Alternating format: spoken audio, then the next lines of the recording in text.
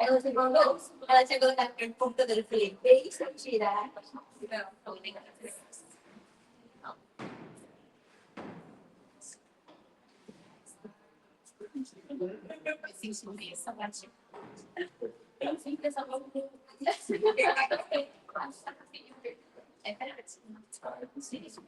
Bom, gente, bom dia. Então, vamos começar a segunda parte da nossa manhã, que foi discutir a edição de literatura jovem adulto.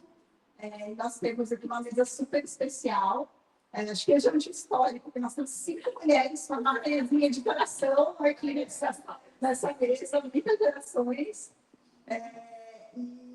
Então, para quem é de fora, esse evento faz parte da disciplina de mercado editorial do curso de editoração. Então, quem é da letras está super convidado a cursar a disciplina também no ano que vem. A gente tem alunos de vários cursos da disciplina esse ano, e é muito bom também ter o olhar de pessoas de fora da editoração para discutir os temas do mercado editorial brasileiro. E hoje a gente tem o prazer, então, de trazer a Gabriela, a Diana e a Vitória, além da Letícia que falou mais cedo, para falar sobre esse campo que está super, super quente, que tem aparecido muito na mídia, que até pouco tempo atrás nem aparecia como um segmento na pesquisa da produção e vendas do mercado editorial brasileiro, e que nos últimos anos apareceu com muita força, e tem, então, se destacado em eventos como a Bienal, que a Diana certamente vai falar, e uma série de outros espaços ali, mostrando que o jovem sim lê, A gente tem muito esses estereótipos, de que o jovem não lê. Obviamente, gostaríamos que uma porcentagem maior de jovens fossem leitores, mas a gente tem sim um contingente de jovens leitores grande, importante, que está interessado em literatura, em obras que dialoguem com a sua experiência de mundo, e a gente vai falar um pouco disso aqui.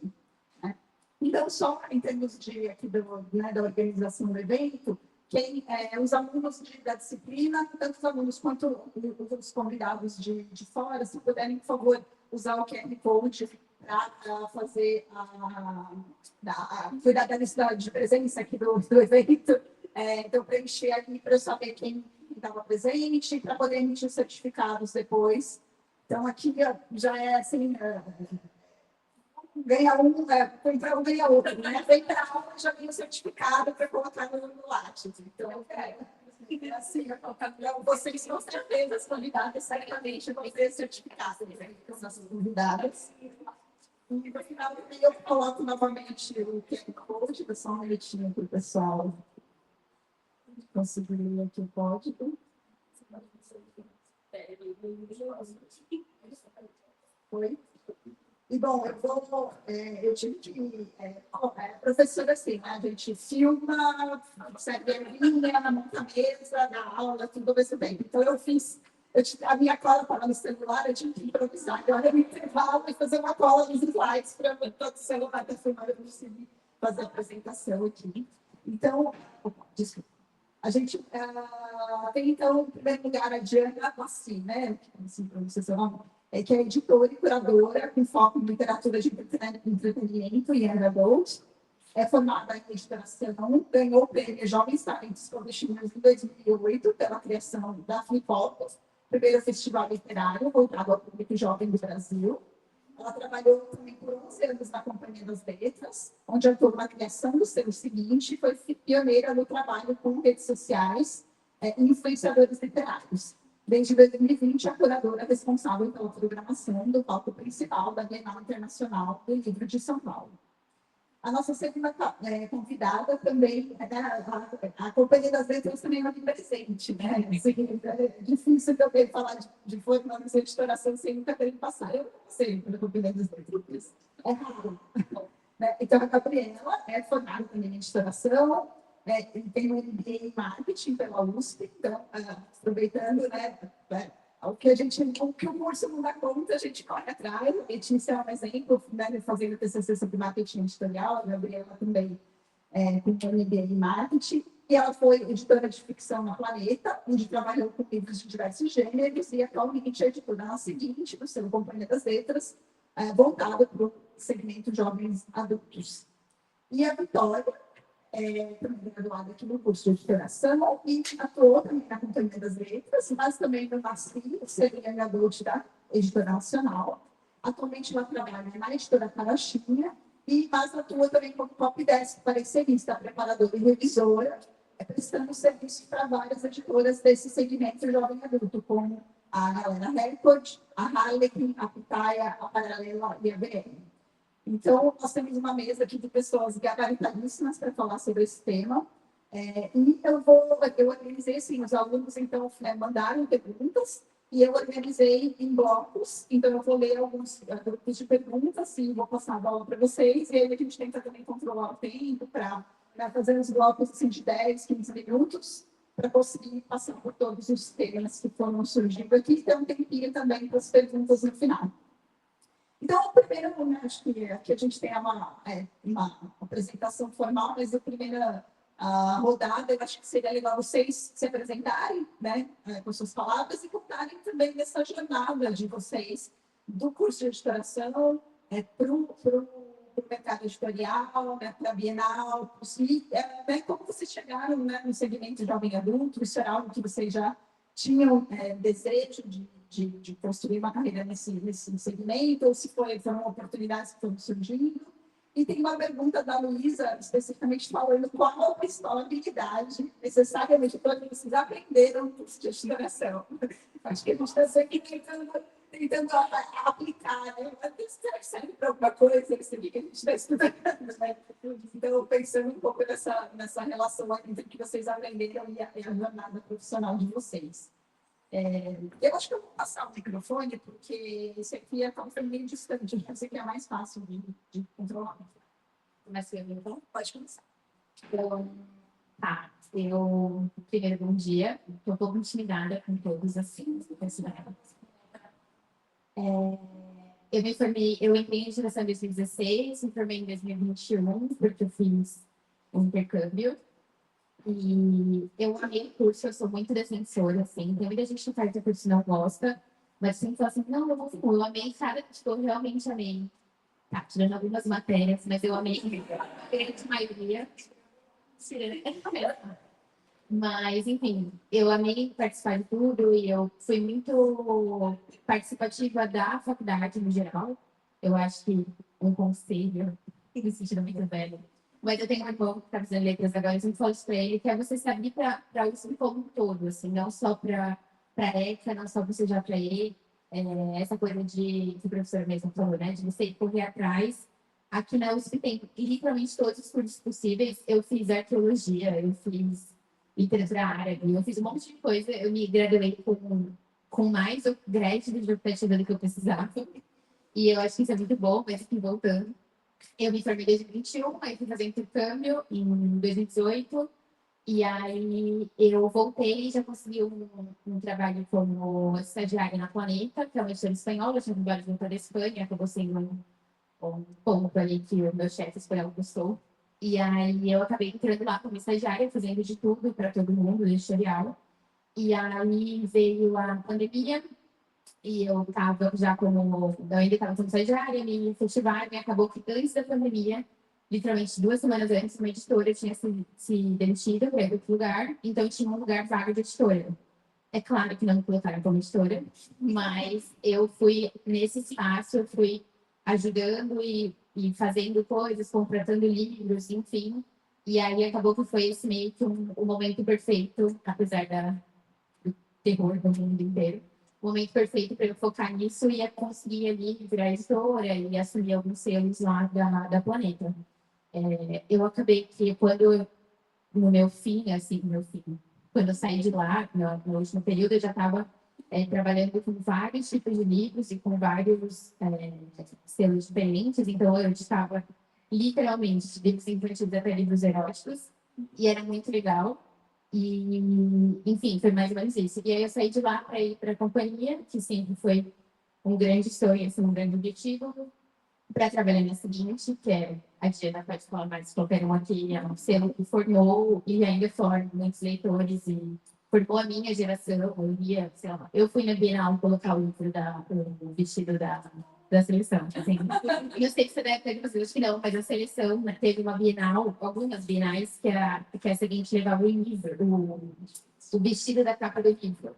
E aí faziam filas enormes para você tirar uma foto com o vestido, fazendo a pose da capa do livro. Eu estava lá.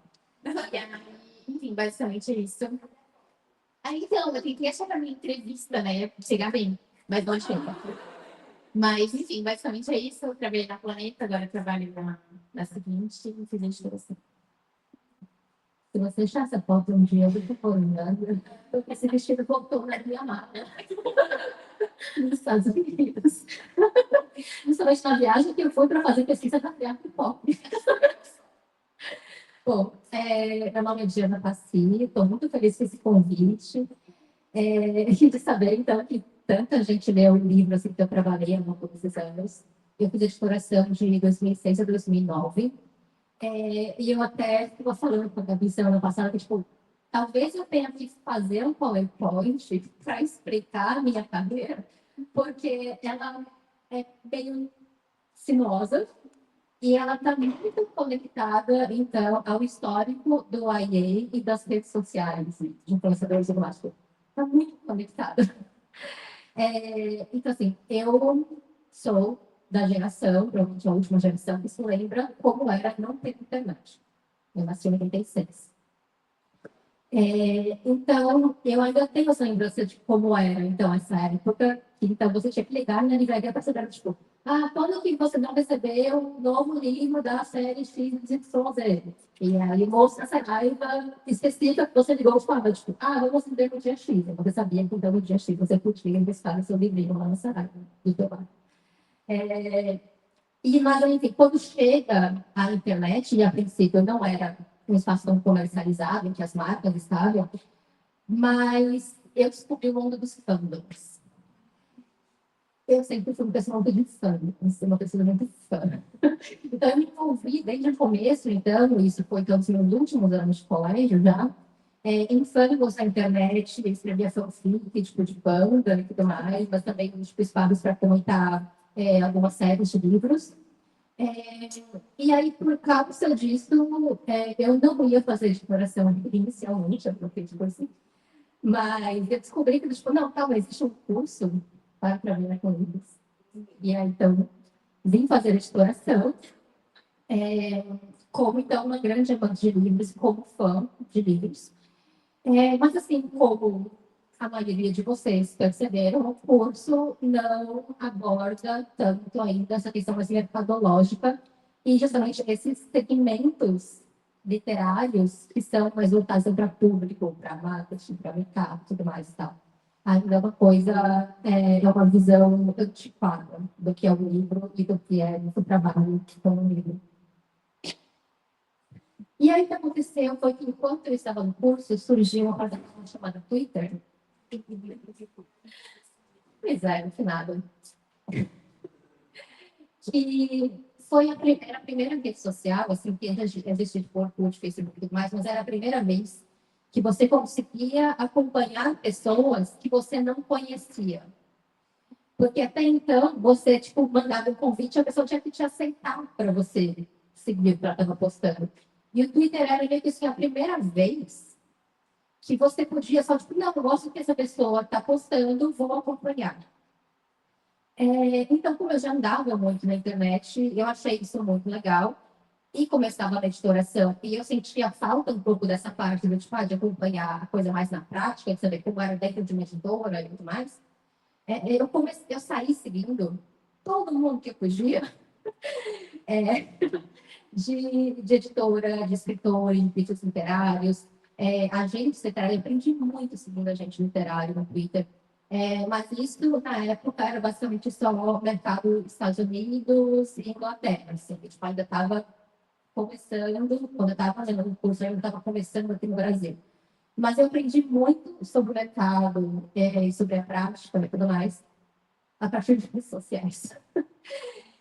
E aí o que aconteceu foi que em 2009 eu fui fazer estágio na Companhia das Letras. Eu comecei como estagiária dos direitos estrangeiros. Então, não tinha nada a ver com isso a princípio, mas eu gostava muito porque era um departamento, agora mudou um pouquinho como funciona, mas era um departamento por onde passavam todos os livros que a editora precisava avaliar. Tipo, tudo que era ofertado, assim, os agentes mandavam, as editoras mandavam, e era muito livro físico enviado pelo correio na época. Tudo passava por lá. Então, eu via tudo que estava chegando para o grupo inteiro, que não era um grupo na época, para a companhia inteira, avaliar tudo quanto é lugar do mundo e tal, e vendo como isso era distribuído internamente para cada editorial, tipo, o que avaliar. E era um departamento que fazia muitas pontes. Isso foi uma coisa que um veterano meu na época, quando surgiu essa vaga, ele comentou, cara, o departamento de direitos estrangeiros é um departamento muito bom para você entender como que funciona todo editor, porque você tem que se comunicar com diversos departamentos ao longo do processo. E aí eu me formei em 2009, e era assim, a época que a editora estava descobrindo as redes sociais. Então, tipo, lá 2009 para 2010. As editoras estavam começando a fazer, então, tipo, era Twitter, alguma coisa de Facebook, assim, mas ninguém muito da editora sabia o que fazer, justamente porque isso não existia no mercado editorial. Não existia no mercado editorial você falar direto com o seu leitor. Você fazia todo o seu trabalho e falava com o livreiro, com o professor. Você não tinha como falar direto com o leitor. Então, isso era uma linguagem que não existia dentro das editoras. Ninguém sabia muito o que fazer. E aí, o que aconteceu? Eles precisavam de alguém que eles estavam querendo abrir um blog da companhia. E aí, disseram, tipo, tem essa garota aqui, que ela passa bastante tempo na internet, ela sabe muito das coisas. É jovem. Mas é porque eles viram que eu não só usava a internet, já estava nas redes, mas que eu acompanhava, então, muitas editoras de fora para poder o que estava acontecendo. E eles falaram, vou te falar só de precisão de alguém para fazer blog da companhia, para começar e tal, tenta aí. Então, eu ajudei a criar essa forma de conversa com o leitor, que não existia. Então, basicamente, foi a primeira vez que a editora conseguia ter o feedback dos leitores meio que em tempo real. Não só o que eles tinham achado, mas por que livros eles queriam. Então, tipo, não era comum, até 15 anos atrás, o leitor sabendo, tipo, daqui a 2 meses vai sair o livro X. Isso não existia, porque até então a editora dependia do jornalismo para divulgar as coisas. Tipo, então, marketing pago, tipo, anúncio. Você já vai hoje em dia, imagina lá atrás. Assim, as editoras dependiam muito de jornalismo. Então, se o jornalista não queria falar do seu livro, não ia sair em lugar nenhum. E foi a primeira vez, então, que as editoras podiam pular tudo isso e chegar direto no leitor e saber o que eles queriam também. E aí, o que aconteceu foi que eu trouxe muito para dentro da editora a minha experiência como leitora mesmo. Tipo, do que eu gostava, do que eu queria saber. Então, tipo, de começar a adiantar os anúncios, tipo, olha, você está pedindo, tipo, nossa, eu recebia muito e-mail perguntando sobre quando vai sair o próximo livro do Freud, a coleção do Freud. Porque terminou agora. Foram, tipo, 15 anos publicando essa coleção. E aí as pessoas queriam se programar, sabe? Eles tipo, mas quando é que vai sair? E aí eu checava na programação, eu falava, tipo, apoio. Não existia isso. Tipo, você anunciava, tipo, você anunciava, tipo, com 3 meses de antecedência, que hoje em dia é super básico, tipo, olha só, a gente vai lançar esse livro e tal. Não existia. Hoje é básico.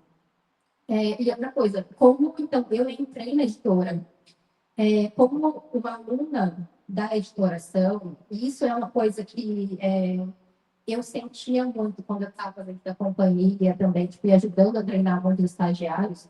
Faz muita diferença quando você pega um estagiário da editoração, um estagiário de outros cursos, porque o estagiário da editoração ele vai saber como a editora funciona.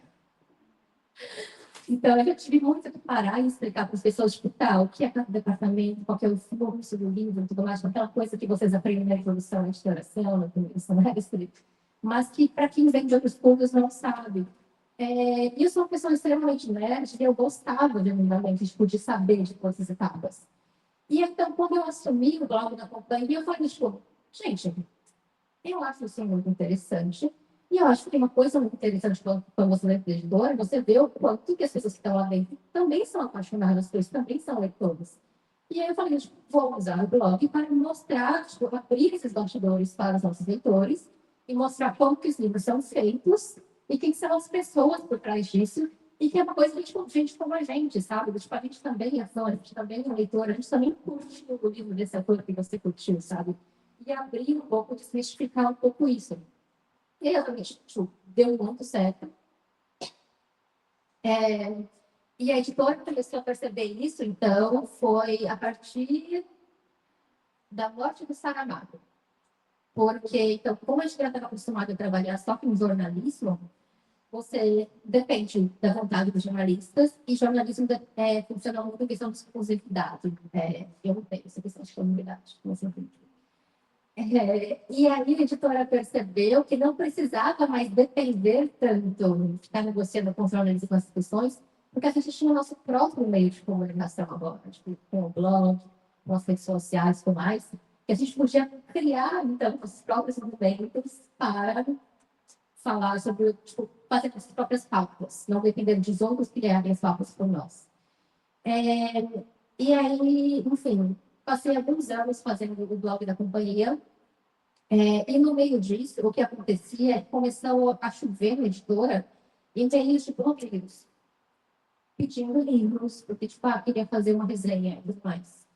E aí, como eu era pessoa do blog, as pessoas encaminhavam para mim esses e-mails, para ver o que fazer com isso. E aí, no final de 2010, que eu já estava então, recebendo punhados de e-mails tipo, com frequência tipo, de pessoas, e eu via também que existia uma certa frequência de quem eram essas pessoas, eu falei, eu vou organizar essa coisa, sabe? Porque não faz sentido a pessoa ter que ficar mandando e-mail para pedir cada livro. E para a editora, obviamente, é bom que existam pessoas na internet falando de livros, porque, de novo, eu vim disso. Eu era uma pessoa que gostava de falar sobre livros, não existia, tipo, book pages, mas a gente já comentava no fórum e tudo mais, e isso para mim era muito óbvio que era uma coisa que ajudaria a propagar os livros que a gente queria divulgar. Então eu comecei, eu sempre falei, vou organizar isso aqui, porque vai ser bom para a editora se a gente tiver essas pessoas falando dos outros livros. E aí eu basicamente criei esse sistema de parcerias em 2010. Só que era uma coisa bem diferente, como eu comentei, então, durante a apresentação, que na época era visto realmente como uma relação que você construía com a pessoa. E o que a gente fazia, então, é que eu passei alguns anos tipo, trocando e-mail com esses influenciadores. Tipo, a cada mês eu mandava um e-mail apresentando para eles quais eram os lançamentos e pedindo para eles escolherem algum para resenhar. E aí eu pedia um envio para a pessoa do livro e a pessoa retornava a resenha para a gente. Então, isso eram as parcerias desse trabalho com o vencedor na maior parte do tempo. Assim. Essa parte mais tipo, paga, de pouco, eles tinham que considerar eles como ações de marketing, já veio mais depois. Mas essa criação, então, tipo, dessa relação com os influenciadores, eu fiquei muito próxima de muitos deles, eu sou muito amiga de vários deles até hoje e tudo mais. Por causa disso, porque eu estava lidando com o blog, com as redes sociais, com os parceiros, eu estava sempre escutando muito a opinião das pessoas sobre os livros da editora. E eu sabia, então, o que as pessoas gostavam, o que não gostavam e o que elas sentiam falta. E aí, em 2011, a companhia então percebeu que estava bombando essa coisa tipo, de livros para jovens, e eles queriam um selo para chamar de meu também. E foi o ano que criaram uma paralela no dia seguinte. Isso, então, foi planejado em 2011 e os selos surgiram em 2012. E aí, quando começou essa movimentação em 2011, o que acontece? A Companhia das Letras até então era uma editora só de livros tipo, muito sérios, muito sisudos, pois é. Então, as conversas que eu pegava ao longo das pessoas querendo tomar decisões sobre isso não eram muito legais. Isso começou a me incomodar, tipo, conforme foi, assim, do tipo, direcionando a conversa para criar esse novo selo que seria o seguinte. E aí, eu só uma lição que falei para eles, tipo, eu posso ajudar vocês a escolherem os livros, na cara dura mesmo. E eu falei, tipo, você gosta desses livros, então ajuda aí a escolher alguns livros, tipo. E comecei a fazer uma lição para a seguinte e tudo mais. E aí, o primeiro livro que eu recomendei com publicação foi a série A Seleção, que, enfim, tipo, já deve estar em 1,5 milhão hoje em dia de vendidos, alguma coisa assim. E aí foi tipo, um dos primeiros lançamentos que eu foi um grande sucesso, tinha vestidos, na real. Mas foi assim, eu tive a oportunidade, então, de moldar a linha editorial da seguinte, e qual seria a voz do selo, e como ela se comunicaria com os leitores, foi muito baseado na minha experiência como leitor e no que eu estava ouvindo, então, essas trocas com os nossos leitores. E aí, a partir disso, tipo, vendo a seguinte, ganhando espaço com o passar dos anos, e ainda conversando muito com os leitores, e vendo que por mais que já tivessem, tipo, os livros bombando muito, assim, tipo, nas mais sentidos e tudo mais, não existia um espaço para os leitores nos eventos em si. Era obviamente um público muito cheio de preconceitos, assim. Muito daquelas, tipo, das cores técnicas, sabe? E eu odiava isso. E me incomodava muito, porque, obviamente, atrapalhando meu trabalho também, porque eu acreditava nos livros que eu estava lançando.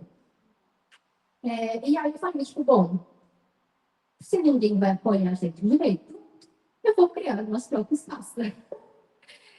E aí, enfim, foi uma batalha de alguns anos, até finalmente surgiu a Free Pop em 2017, que então a ideia era ter um espaço para o público jovem, grupos leitores jovens, mas que para mim então, era muito importante que não fosse um festival só para tipo, eu vou porque vai aquele autor famoso. A gente tinha um estrangeiro, podia atrair pessoas por causa disso, mas era muito importante para mim que tivesse muito espaço para autor nacional, que eu achava muito importante comentar isso, porque tipo, o autor vinha aqui uma vez e nunca mais, o autor nacional está aqui todo dia, está conversando com os leitores todo dia, então vamos valorizar eles um pouco mais e ajudar eles a crescerem também. Então, isso para mim era muito importante.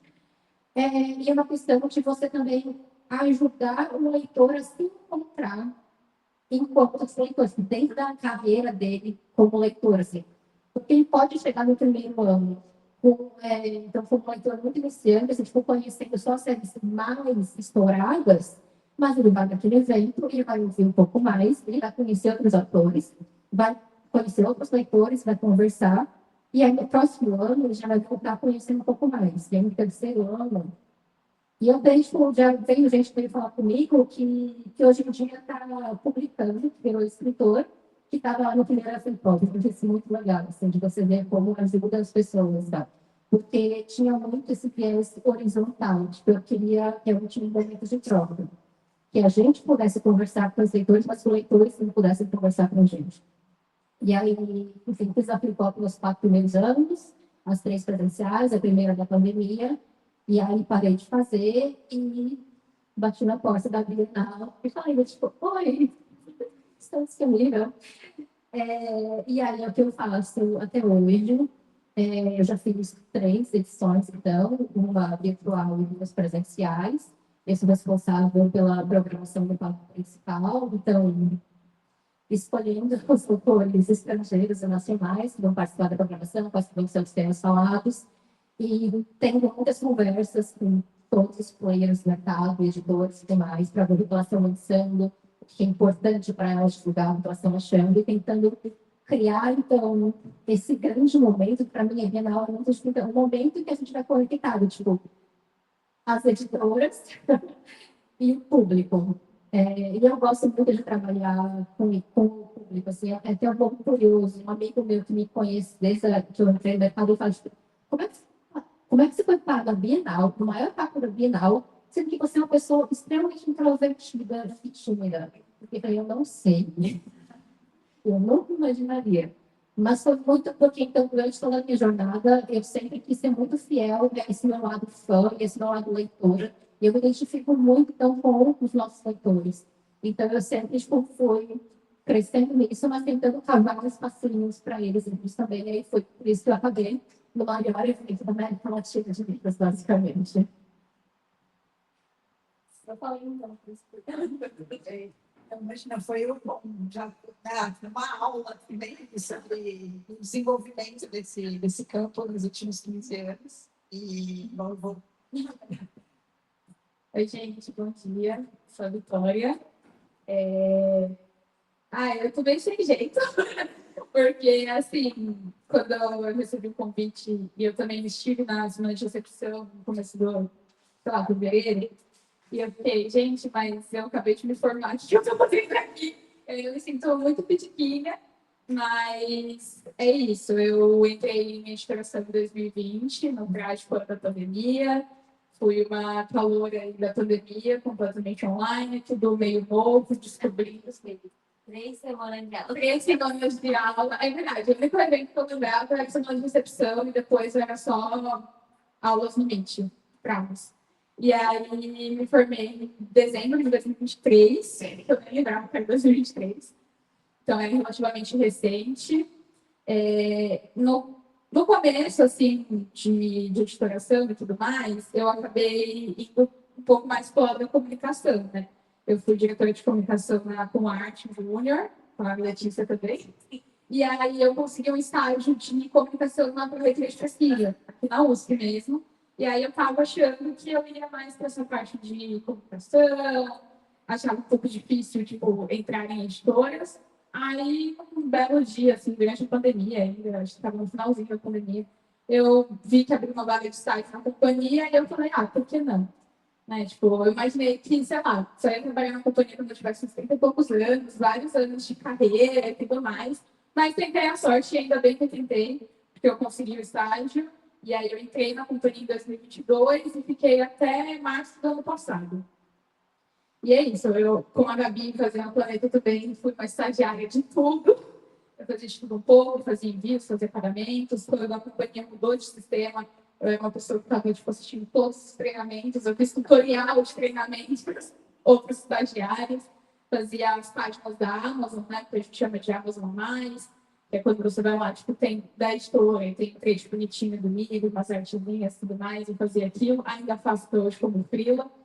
E por aí foi, e fui, como a Diana falou também, tentando me aproximar das pessoas que eu queria ser, sabe? Tipo, eu admiro muito as pessoas, vou seguir elas, vou descobrir o que elas fazem, vou descobrir como elas fazem isso, o que elas gostam de ler e tudo mais. Mas é isso, eu sempre me senti muito jovenzinha, sempre gostava muito de livros de romance, gostava muito de seleção e tudo mais. E eu sentia um pouco, até dentro da faculdade e depois fora, que a gente tinha que ler os clássicos, a gente tinha que ler livros cabeçudos. Tipo, não conseguia, sei lá, conversar sobre a seleção com um professor, por exemplo. E aí eu descobri que, na verdade, não era isso que eu era, né? Eu era a pessoa que lia os livros fofinhos. Tanto é que na minha entrevista de estágio na companhia, eu estava fazendo com a assistente editorial, que hoje em dia é uma amiga muito querida minha, e eu tinha um pôster atrás da minha parede, assim, de instrumentos metais, não, das peças infernais da Cassandra Clare. E ela falou, meu Deus, eu amo essa trilogia. Eu falei, eu também. E a gente foi por mais de 30 minutos da entrevista só falando dos livros, só falando do quanto eu adorava o Will Evandale. E aí eu falei, caramba, tipo, alguém que me entende também. A gente se deu super bem, tipo, nossa dinâmica de trabalho sempre foi essa relação próxima mesmo, eu não me sentia distante dela. E aí eu comecei a acompanhar as pessoas que eu admirava, as editoras que eu admirava. Eu fiz esse caminho meio que conhecer as editoras, para depois conhecer as obras. E aí eu fui vir fã da seguinte, da galera, da paralela, por aí vai. E fui nessa até quando eu me formei, aí o estágio acabou. E aí eu estava ali meio que procurando emprego e uma amiga muito querida que está lá no fundo, chamada Ana Lília, falou, amiga, a Nasce é a sua cara, que é o selo jovem da Editora Nacional. E realmente era a minha cara, eu adorava os livros que eu trabalhava lá. E aí eu fui parar nesse jovem adulto. Lá eu também trabalhava com alguns livros de não ficção, mas meu foco era jovem adulto. E foi muito divertido, foi tipo um mundo de possibilidades. porque eu lia originais, eu fazia parecer editorial, assim, tipo, prospectava novos títulos, novos autores. Às vezes eu estava no meu TikTok passando, assim, e aí eu via um autor, tipo, ai, achei interessante esse livro desse autor nacional. Aí eu ia e lia o livro. Aí eu falava, gente, esse livro é muito bom. Aí eu chegava na minha chefe na semana seguinte e falava, oiê, prospectei no autor novo. E aí a gente publicou vários livros, assim, assim, teve muito esse trabalho com o livro que eu prospectei de fora, né? Chegou o catálogo, aí eu olhei o livro, pedi o PDF para ler e tal, e aí fez um parecer gigantesco, tipo, com tudo que eu achava que os editores precisavam saber sobre aquele livro. Tipo, em 5 minutos, meu chefe falou, tá bom, vamos para a parte. E aí saiu agora pela NASCE, que é o Guia do Namoro Falso, e eu fiquei muito feliz que isso finalmente foi lançado. E é muito isso, né? Um trabalho de formiguinha. Você prospecta o livro hoje, você vai ser lançado, tipo, anos depois. Mas, enfim. E aí eu saí da NASC em setembro, agosto do ano passado. Fiquei lá uns 6 meses. E comecei a fazer freela de revisão. Tipo, saí batendo na porta de todo mundo que eu conhecia, todos os contatos que eu quis. Falei, oiê, faço revisão, faço preparação, mandei meu portfólio e tudo mais. E aí comecei a fazer revisões para a Galera Record, para Paralela, e fiz alguns pareceres de livros originais estrangeiros para a BR. A Galera Record foi uma história muito engraçada, porque eu sou muito fã do Taylor Swift. E aí eu ficava postando todo dia nos stories uma música do Taylor Swift diferente.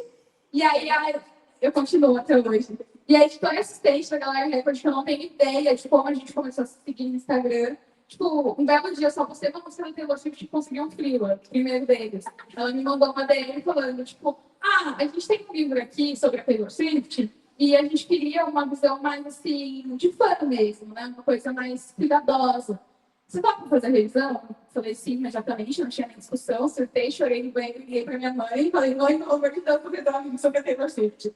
Que é o Taylor Swift, um guia Swift, um diário Swift, nem lembro mais. Mas foi o primeiro freela de revisão que eu fiz. E realmente tinha que ter um cuidado ali, um olhar de fã. Peguei vários furos. Treinos que ela deu e não botaram, coisas assim. E aí eu comecei, tipo, ela gostou da minha revisão, que era uma coisa que eu nunca tinha feito externamente, né? Eu só era a pessoa que chegava com o livro do revisor e eu era a pessoa que falava, isso aqui ainda não tem nada a ver. Isso aqui faz muito sentido. E por aí vai. Então, eu sabia o caminho inverso, que era validar as emendas dos outros, e aí foi a primeira vez que eu estava fazendo as emendas. E aí eu comecei a fazer outras revisões, o que eu fazia, por aí vai, não parei mais. Eu comecei com a Paralela também, comecei a fazer copydesk, né, preparação de livros nacionais também, e fui indo. Até que em outubro, comecei em novembro do ano passado, eu entrei na Carochinha, que é uma editora de livros infantis. Estou trabalhando arduamente para colocar jovem adulto, mas todo dia eu chego lá, gente, e se a gente tivesse selo jovem adulto? Mas é muito legal também a história da Carochinha, porque eu tive uma aula na matéria de mercado editorial, a gente não tinha professor, o Paulo Berti acabado de sair, e aí estava uma coisa meio, e agora, o que a gente faz com essa disciplina? Aí todos os professores meio que acabaram se juntando e decidindo que ia ter um ciclo de palestras com pessoas que trabalhavam em editoras. E aí a Maiara, da Carochinha, veio dar uma palestra para a gente, meio parecido com o que a gente está fazendo aqui agora, porque ela também é ex-edite. E aí eu fui lá, na maior cara de pau, no final da aula, bater papo com ela. Oiê, tudo bom? Faço parte das letras. Pense em mim no futuro. E ela me deu o cartão dela, porque eu acho que eu fui muito carismática, ou muito pentelha. E ela falou, na caixa. E ela me deu o cartão dela quando eu me formei, assim, eu mandei um WhatsApp, tipo, oi, tudo bom? Me formei. Aí, na época, eu não tinha um cargo de assistente, né? Um cargo júnior. E ela falou, mas no futuro eu vou tentar lembrar de você. E aí, ano passado, eu só mandei meu currículo lá para a vaga, meio pensando, tipo, não vou encher o saco dela de novo, né? Mas ela lembrou de mim e eu já estou na caixinha já faz 8 meses. Muito feliz, muito legal. E acho que é meio isso. Não sei mais o que dizer sobre mim, acho que é só isso. Mas eu vou partir para a pergunta da Luísa, então, que aí eu já emendo para as próximas pessoas, inclusive para a Lelê. Que é qual a principal habilidade necessária em um editor que vocês aprenderam após se formar em editoração? Acho que depois do curso, a principal coisa que eu aprendi assim é que tem uma regra meio implícita no mercado editorial, que é a diplomacia. Você tem que se dar bem com todo mundo, não necessariamente se dar bem com todo mundo, mas você tem que ser diplomático com todo mundo, conversar, fazer uma sala às vezes e tudo mais, porque o mercado editorial é um ovo. Hoje você está aqui conversando com as pessoas, amanhã você vai estar trabalhando com aquela pessoa, amanhã você vai conhecer alguém que trabalha com aquela pessoa, pode te indicar. Então, é muito importante, eu não tinha essa noção antes de começar a fazer estágio, trabalhar aqui mais, e pequenas ações, tipo, é aniversário dessa pessoa, vou mandar um parabéns. Essa pessoa ganhou um prêmio, vou mandar um buquê de flores. Uma coisa pode parecer muito banal, na verdade, cria ali uma relação de cumplicidade que depois você vai considerar desses relacionamentos. Então é isso, sejam diplomáticos, não briguem com ninguém, se brigarem também, tipo, finge que nada aconteceu, oi querida, tudo certo que eu te vejo, e vida que segue. E é isso. Bom, a minha lista é bem curtinha comparada com a de vocês. Eu acho que eu fugi totalmente. Assim, quando eu comecei a pensar em editoração, eu tinha ido para letras. E 6 meses, assim, primeiro semestre, eu falei, não era o que eu queria, porque eu sempre quis trabalhar com livro, mas aí o primeiro pensamento foi letras. Fui para letras, eu gostava muito da parte do inglês e falei, nossa, é legal. Mas e o resto do curso? Falei, não faz sentido para mim. Aí eu fui lá, pesquisei aquela famosa guia das profissões da Abril. Tinha editoração lá, eu falei, exato. Aí eu falei, olha, tem esse curso aqui, quero fazer. Aí começou a batalha do cursinho e tudo mais. Mas enfim, tem. Em 2020, vivemos 3 semanas em pensamento. E depois veio a pandemia. Eu acho que eu fugi totalmente do editorial, assim, tipo, revisão, preparação de texto e tudo mais. Inicialmente, eu queria muito a parte do design editorial, das artes. Eu falei assim, seria muito legal falar assim, entrar numa livraria e falar assim, nossa, tá vendo aquela capa? Foi eu que fiz.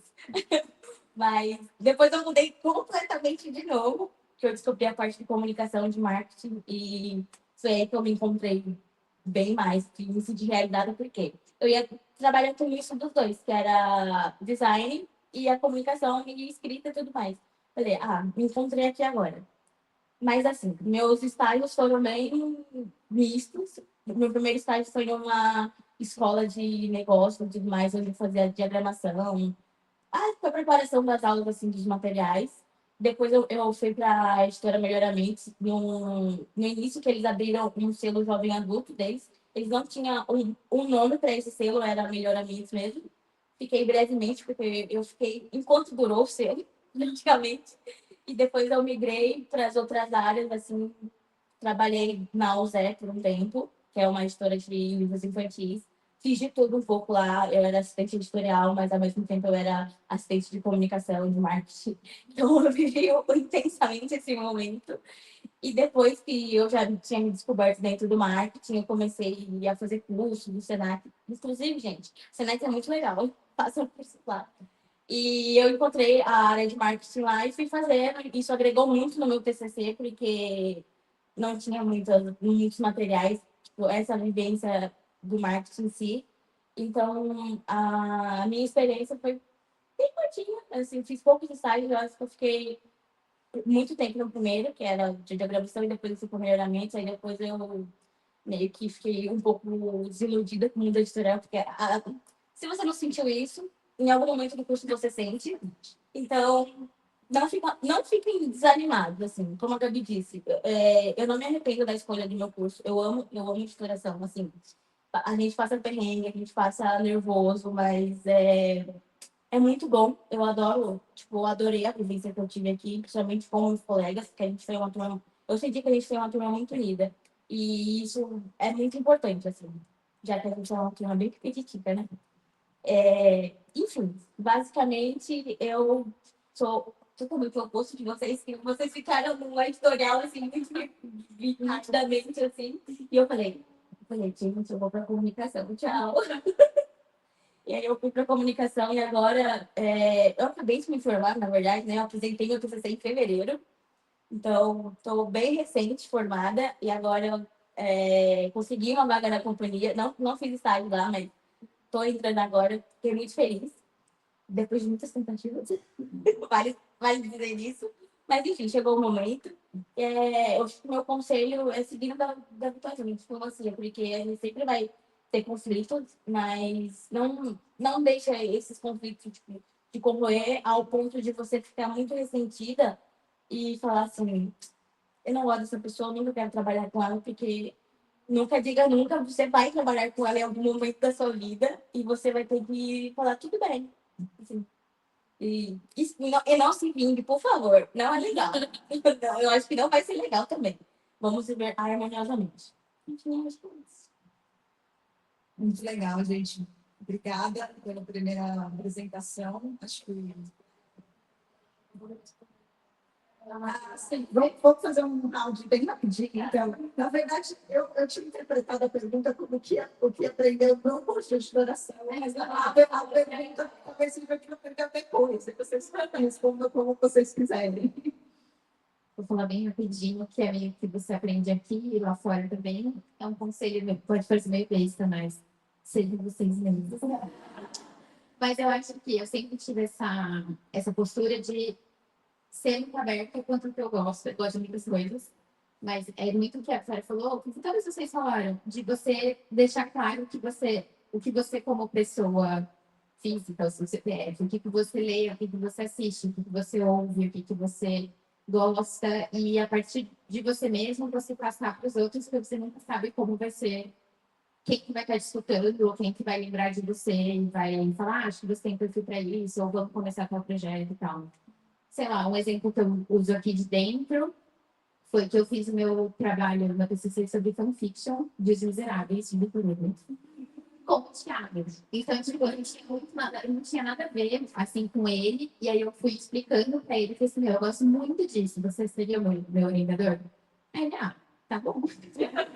Eu tenho que aprender junto, e quando eu puder te ajudar, você vai me ajudando, a gente vai fazendo, então é muito você mesmo passar e falar. Quando eu entrei na Planeta, eu era estagiária, fazer de tudo, eu acho que isso é muito assim, eu acho que é o melhor lugar para você estar, pode parecer pior quando você entra e durante, mas olhando para trás, é o melhor lugar para você estar, porque você vê tudo.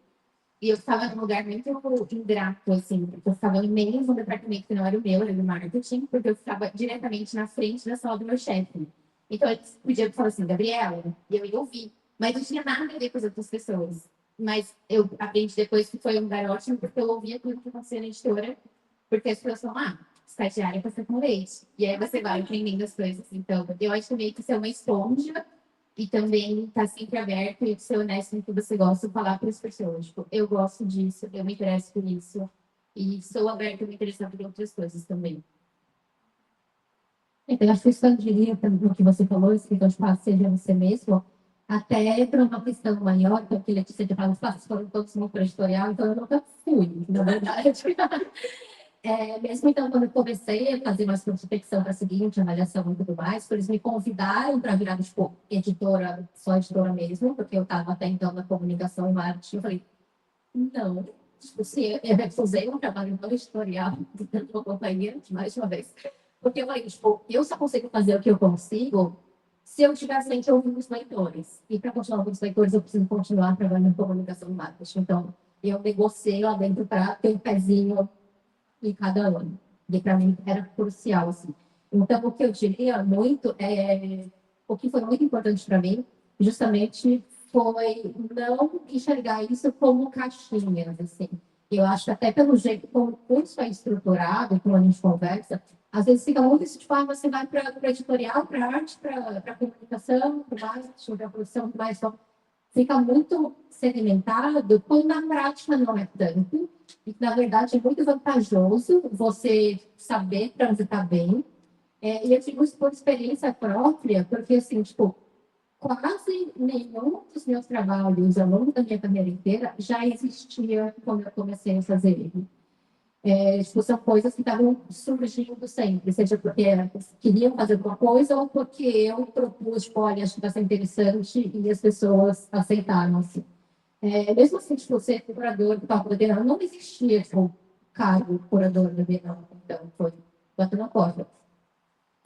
Então, assim, cara de pau mesmo, de bater na porta e se propor. Mas também tomem muito cuidado para não ficarem assim tão presos em caixinhas, porque é muito provável que o trabalho que vocês vão ter ainda não existe hoje. Tipo, ainda não foi criado esse cargo, e talvez vocês ajudem a montar ele. Então, isso foi uma coisa importante para mim que eu queria trazer para vocês. Maravilha, é isso. Muita iniciativa e estar ligado, né, no que está rolando. E acho que você falou de se conhecer e propor também. Eu acho que uma coisa que transpareceu na fala de todas vocês é essa paixão que vocês têm por esses livros.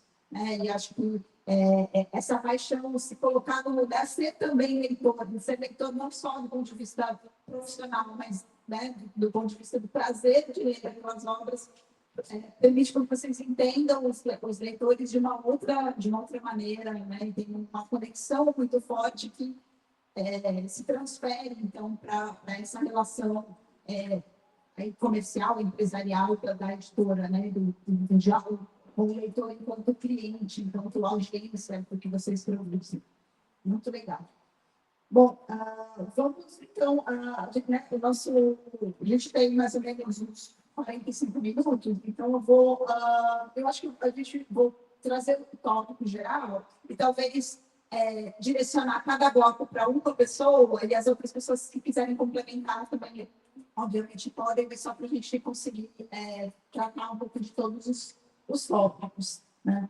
E aí, o primeiro tópico é para entender, né, esse segmento jovem adulto. E aí entram algumas questões que vocês falaram aqui da relação com os fãs, né? Por ser um segmento que tem uma audiência que tem particularidades, que é essa audiência que está muito ativa nas redes sociais, que é uma audiência que quer dialogar, que quer dizer o que gosta, que está produzindo, inclusive, literatura com as fanfics, né? Que está dialogando com aquele conteúdo, né? Num outro nível, que a gente muitas vezes não vê em outros segmentos, né? Então, a Rui, a Clara e a Fernanda fizeram perguntas nesse sentido. Então, vou ler rapidinho as perguntas. Apesar do que diz o nome, sinto que a literatura YA, né? Aí, não sei se todo mundo pegou, né? Mas o YA é o termo em inglês do Young Adult, que a gente às vezes traduz como literatura jovem adulto, e às vezes usa o termo em inglês mesmo, YA ou Young Adult. Então, apesar do nome, sinto que essa literatura tem um público bem variado, sem uma faixa etária muito definida. Então, como vocês enxergam esse público e o que atrai esse público para esse tipo de livro? A Clara perguntou, a literatura jovem adulta muitas vezes é acompanhada por fãs que se sentem muito ligados ao que estão lendo. Tem algum cuidado especial que precisamos tomar? Eu acho que já foi falado um pouco disso, né? De como fã, ele pode ser, inclusive, um ótimo profissional no mercado editorial, porque ele tem conhecimento daquele assunto que muitas vezes os editores não alcançam. E como é consumida, os cuidados de uma edição que, parecida, pergunta da Fernanda, existe um padrão na forma que a literatura é consumida e quais os cuidados devem ser considerados na escolha e na divulgação dos livros. Então, vou começar com você, e aí depois a gente pede para o pessoal complementar. Então, isso dessa questão de ser um público bem variado, de fato cada dia mais é bem um público que a gente chama de crossover, então quer dizer que o jovem adulto também lê livros adultos e os adultos leem livros de jovens, então é bem variado. A gente pensa muito, por exemplo,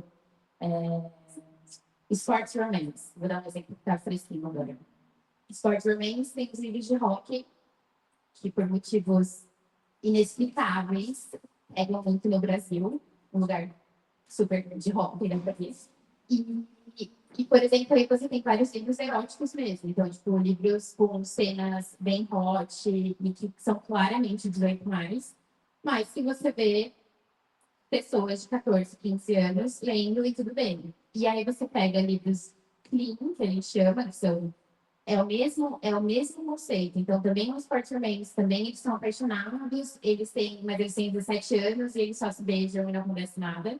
Que você vê adultos lendo também, porque às vezes eles simplesmente querem uma literatura mais tranquila e mais clean mesmo. Então, a gente não tem muito como falar que só jovens leem os livros a seguinte, e que só adultos leem os livros da Paralela, por exemplo, que na companhia sendo destinado aí a livros mais quentes. Então, não tem muito como saber, mas a gente sempre vai acompanhando e é isso, assim, é muito variado mesmo, e aí acaba sendo mais difícil, acaba sendo mais uma escolha editorial, mais de qualquer coisa. Será que esse livro se adequa ao nosso selo, ao que a gente está querendo propor agora? Ou não? Quando eu entrei na seguinte, eu achava que livros, por exemplo, com sexo eram um não, assim, tipo, porque não é o alheio. Mas aí eu comecei a perceber que, na verdade, não é isso. A gente vê outros temas que se encaixam com esse público, como, por exemplo, dúvidas que a gente tem quando a gente é jovem, a gente acaba agora, você pode ter 27, eu, por exemplo, ainda temos. Então, essas dúvidas, quem sou eu? A jornada do herói, ai, qual que é o meu sentido de estar no mundo, o que eu estou fazendo aqui, essas coisas assim que acabam sendo mais secundárias, mas que se encaixam para esse público. Então, você vê na Flip Hop mesmo, tem muitos adultos lá, mais às vezes do que os adolescentes. Então, é bem variado e aí acaba sendo um pouco mais uma escolha da editora mesmo, uma escolha editorial de você qual livro se encaixa ou não como meu catálogo, ainda mais dentro de uma, pegando a Companhia das Letras, dentro de um grupo tão grande, né? Então, às vezes, o que não funciona para mim, funciona para minha colega que está ali do lado e a gente vai meio que passando uma para outra, assim. E aí, a questão dos fãs, sim, aí eu tenho que admitir que os fãs adolescentes são mais fãs. Mas é muito legal também, tipo, eu acho assim, a Bienal é muito caótico, mas é um lugar que reenergiza muito, assim, porque você vê mesmo, assim, a gente está comentando, pessoas ficam uma hora na fila para entrar no stand para comprar um livro. E aí, se você falar, meu, minha vida tem sentido. Mas é real, assim, você acaba falando, nossa, realmente é um espaço de você ver, sair do seu computador e ver que as pessoas estão realmente lendo, engajando, sendo fãs, e não são só comentários na internet pedindo o volume 2. Eles estão lá comprando o volume também. E os cuidados, eu acho que é um público também que gosta muito de diagramação, adora hot stamping, não gosta do preço do hot stamping, adora capa dura, não gosta do preço da capa dura, e adora também agora, é um problema mundial, que eu tenho falado com editores de outros lugares do mundo, que é a questão da pintura trilateral, né? Que agora virou uma febre, e ninguém, tipo, eu achava que eu tinha ilusão que nos Estados Unidos era de boa fazer, mas não é, ainda mais essa questão da China, né? Que eles imprimiam tudo na China. Então, vamos ver se essa onda das pinturas continua ou se a recessão chegou mesmo. Eu vou começar sobre essa questão de fãs. Assim, eu fico muito feliz de ver que tem tanta gente hoje em dia no curso, então, que é fã de livros, que vai atrás por conta própria, porque eu era meio que uma exceção, não era comum. E quando eu comecei a trabalhar em editora, eu comecei, então, a participar de processos seletivos, é, era sempre bom quando você via que tipo, nossa, a própria pessoa já estava indo atrás do ler. Porque o mais comum era quando você perguntava, tipo, o que você gosta de ler? E a pessoa só sabia citar os livros que, tipo, que o professor da faculdade falou para ela ler. Então, a pessoa não tinha uma iniciativa de, tipo, entender o que ela mesma gostava e ir atrás. Então, isso foi mudando conforme o tempo. E é um perfil que é muito vantajoso para as editoras. Tipo, você saber, então, como você viu, assim, tipo, a pessoa sabe, tipo, você gosta disso? Pronto, a gente já se conectou, você já entende como é que funciona. Quando eu estava participando de alguns processos da seguinte, eu não podia sempre parar e entrevistar a pessoa, mas eu falava, tipo, gente, eu sei que é um estagiário do editorial, não é do marketing, mas é muito importante que a pessoa seja fã de alguma coisa. Não precisa ser dos nossos livros, precisa que ela seja fã de alguma coisa, senão ela não vai entender o nosso leitor. É uma mentalidade muito diferente se você nunca foi fã de alguma coisa para qualquer coisa que você já tenha sido fã na vida. E é um clique muito essencial. E aí, essa primeira questão da idade, então, eu acho que é um problema que a gente precisa resolver. De fato, como é feito hoje em dia, é isso que a Gabi falou, assim, tipo, tá, vai, tipo, livro anime, você vai decidindo que publica em um seu, publica em outro e tal. Mas o YA tem uma questão de que ele não é um gênero, porque você tem um YA de vários gêneros diferentes. Ele é meramente um recorte mercadológico. E aí o que aconteceu foi que, então, as pessoas que estavam dentro desse recorte mercadológico foram envelhecendo. Só que o mercado dos outros segmentos, dos outros gêneros, ainda não soube absorver essas pessoas que tipo, saíram da faixa que seria o IA, que já envelheceram, e não souberam se renovar, tanto às vezes em questão de temas, de representatividade e tudo mais, quanto em questão assim, de como conversar com essas pessoas. Então, meio que se criou um teto, assim, para esse público que se formou com o IA, tipo, não, a gente quer continuar ouvindo, só que a gente não está conseguindo, tipo, se localizar no resto dessa grande bagunça que é o mercado de tudo que é usado no mundo inteiro e tudo mais. Então, eles continuam conversando com o meio do IA, porque é o que está mais familiarizado e que conversa mais com eles. Então, você tem esse pessoal, tipo, crescendo e, tipo, envelhecendo, como deveria ser o IA, e que está meio que preso nessa caixa. Não é culpa deles, obviamente, é um mercado que precisa arranjar uma solução para isso. Eu defendo que a gente precisa criar um novo nome que não pode estar atrelado a nada sobre idade, porque com o público juvenil, a gente vai ter essa mudança entre essa fatia do público para o resto da vida. Não é só uma coisa tipo, as pessoas, tipo, a juventude está durando mais, como vocês eu não. A gente tem pessoas que estão pensando de uma forma diferente e que interagem de uma forma diferente. E elas vão continuar interagindo de uma forma diferente quando nós tivermos por 60 anos. Então, você não pode só criar, tipo, às vezes, as pessoas falam, tipo, vamos trazer de volta um novo adulto. Tipo, não, não é isso que vai resolver o problema. A gente precisa ter novos nomes para esse público que a gente criou e que passou da idade do que seria o AI. Porque tanto é uma questão de fazer essas pessoas se encontrarem aquelas que elas querem melhor, tanto por uma questão de que, como é quem grita mais alto, acaba ditando muitas coisas, isso acaba prejudicando, então, o que nos faz. Vocês ouviram falar dessas conversas todas que a gente teve, de como as editoras prestam muita atenção no que os leitores estão falando, nas redes sociais e tudo mais.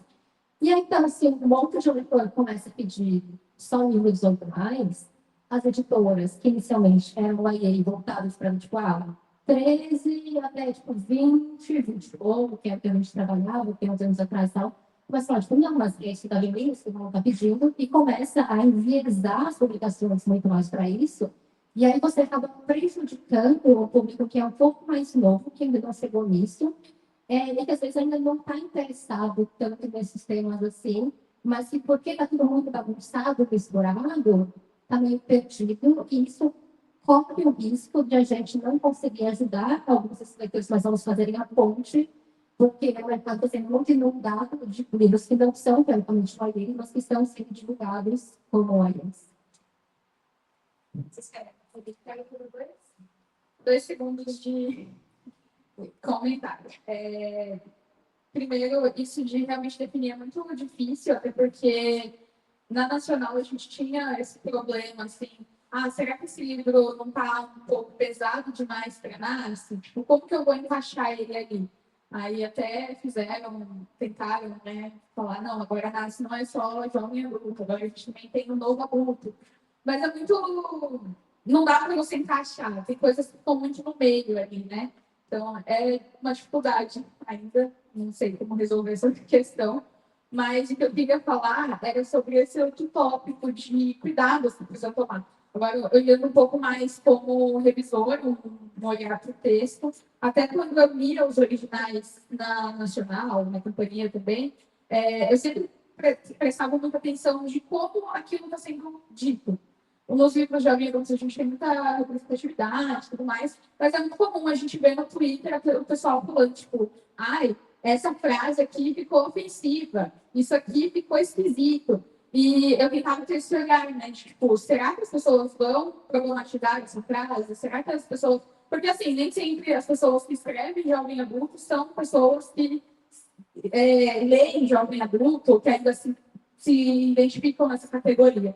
Então, era sempre isso. Será que isso aqui não vai pegar mal? A gente, jovem, tem uma coisa de falar, não, tô velho demais para isso, sei lá o que, velho. Aí eu sempre deixava um comentário lá para a editora, tipo, isso aí pode ser um pouco etarista? Será que alguém vai se ofender? Então, é uma coisa que, não sei, mas a maioria das editoras que trabalham com jovem adulto, eu imagino que morram de medo do cancelamento do Twitter. A gente morria, pelo menos. Então, eu sempre tentava tomar esses cuidados com o nosso público, a gente conhecia o nosso público, a gente sabia o que eles iam enfrentar, o que eles iam deixar passar. Então, não testar as margens, né? Tem que ter esse olhar mesmo de contexto, o que para esse público jovem, o que eles vão falar no Twitter, vão cancelar a gente, e vão encher o saco, vão chamar o livro de pior livro do mundo.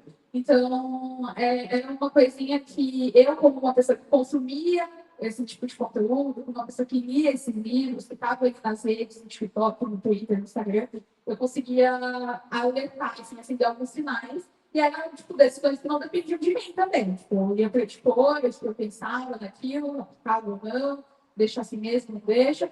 Mas a minha parte era tomar acender essa luzinha. E acho que é isso.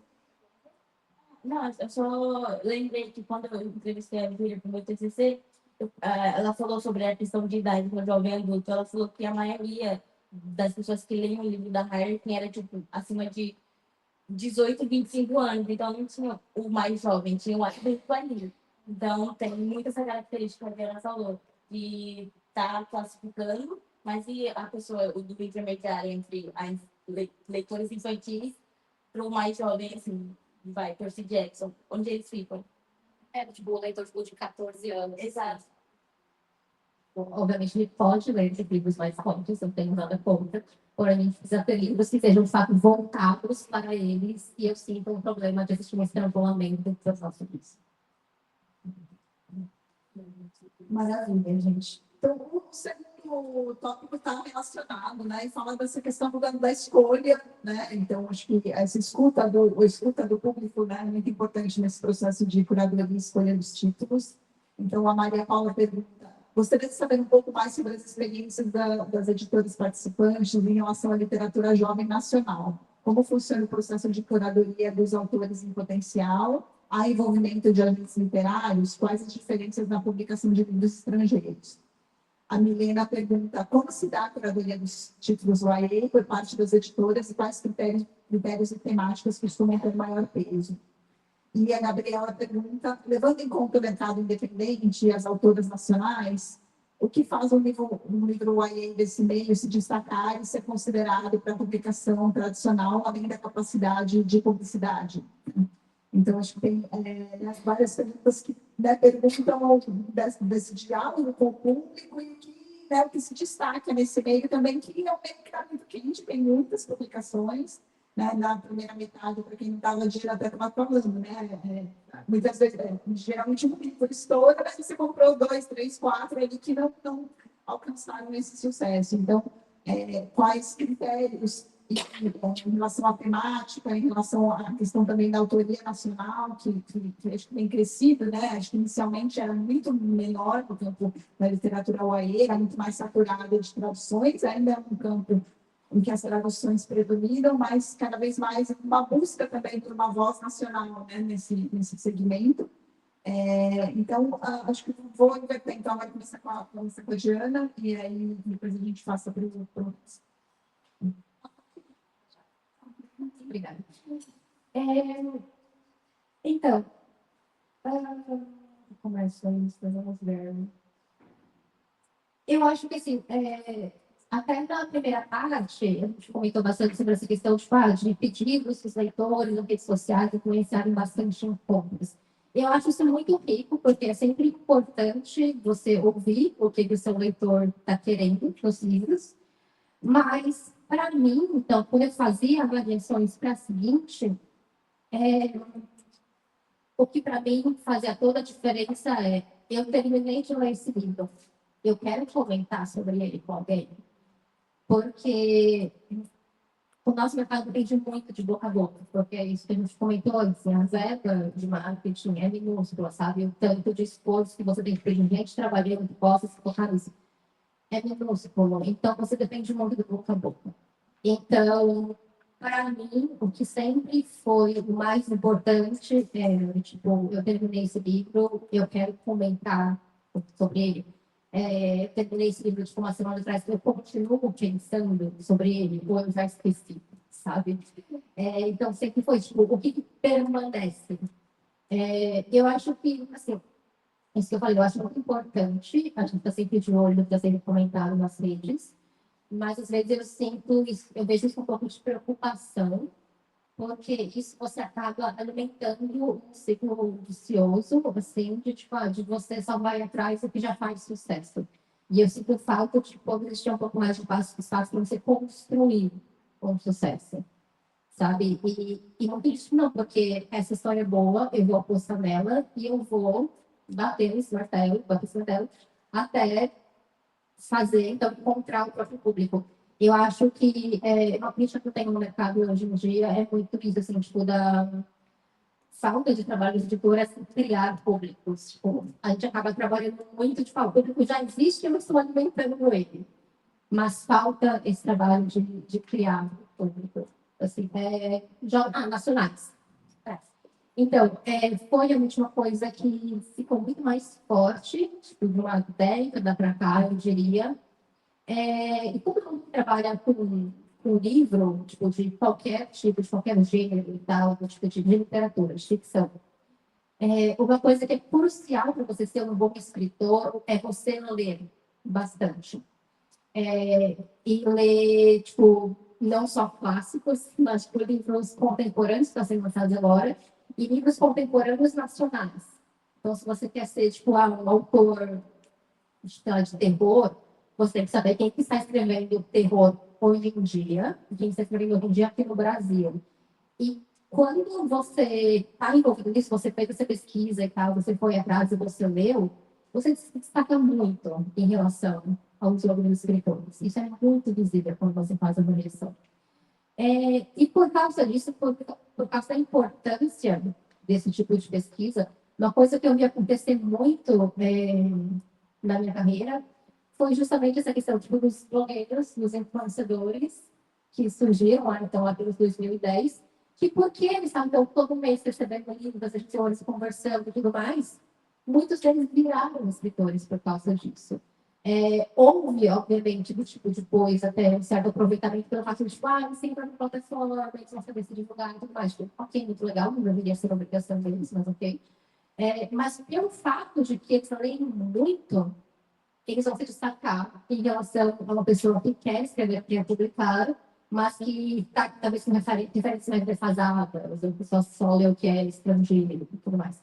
Então, eu vi muito isso de pessoas que trabalhavam com livros na internet, ou que realmente eram fãs e leitores e que começaram a participar mais de eventos e comprar autores nacionais, descobriram eles, se envolveram nisso e começaram a escrever e publicar.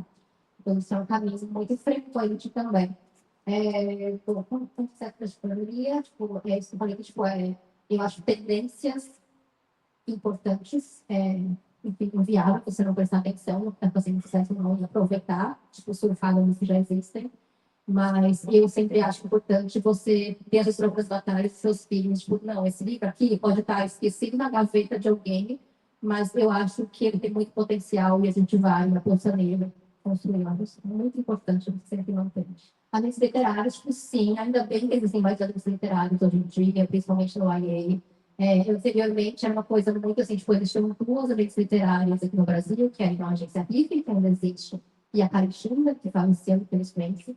Mas elas faziam muito mais o trabalho de representar os autores estrangeiros para cá, e alguns poucos nacionais, que eram tipo, os grandes catálogos, tipo, representam quem mora escolas no Brasil, sabe? Hoje em dia é bem mais pontual, existem agentes trabalhando com nacionais exclusivamente no alheio também, tipo, mais segmentados. A gente ainda precisa de mais agentes, e as agências que existem ainda é muito tipo uma, duas pessoas, coisa assim. Então ainda existe espaço para crescer, mas isso já está bem melhor do que uns anos atrás, e já ajuda bastante. Então, porque é muita gente escrevendo.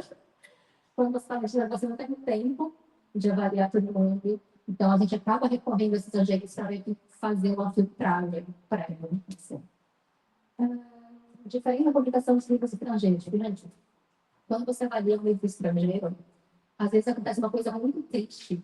Você amou a premissa e você achou o livro muito legal, mas assim, tipo, o último texto é sem graça, sabe? Eu, tipo, isso seria maravilhoso se não fosse isso aqui. Você não tem o que fazer, porque o livro é estrangeiro, sabe? Você não pode palpitar sobre isso. Ou você compra, ou você não compra. Então, eu gosto de trabalhar mais com o nacional, porque você tem essa troca, você pode conversar com a pessoa, tipo, olha só, eu acho que essa tua história ia ser mais legal se você fizesse isso aqui. Então, isso é uma diferença muito grande, assim, de trabalhar para o estrangeiro. Tipo, o caminho já está traçado. Tipo, tá, você comprou um livro, você manda para produção, preparação, tudo mais, fecha o texto, faz a capa, diagrama e tudo mais. Tipo, vai uma a esteirinha da produção, assim. E no nacional é um processo muito mais envolvente e que você continua também trocando com o autor. E, tipo, quando você está lançando, e, tipo, depois, do evento que você pode fazer, você conversa, tipo, qual é a sua próxima ideia que está desenvolvendo e tudo mais. Então, é mais um relacionamento que você cultiva e você, com sorte, vai ajudando o autor a crescer também junto com a editora.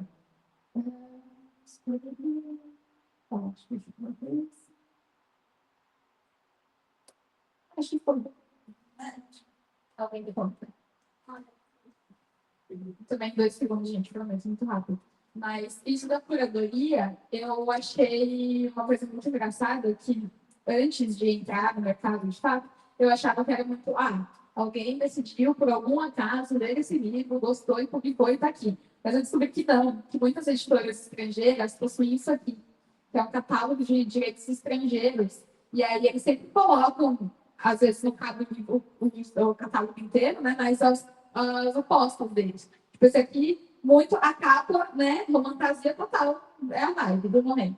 E aí eles fazem, tipo, um pequeno resumo, assim, do livro, tipo, das apostas deles, que eles querem que as editoras de outros países vejam esses livros. E aí as editoras, claramente, né, se interessam, e aí começa todo o processo de negociação. Às vezes também tem uma coisa muito chata, que você está apaixonado pelo livro, você quer muito aquele livro, e aí, não, alguém deu uma proposta, né, fez uma proposta maior, você perdeu os direitos e é muito triste.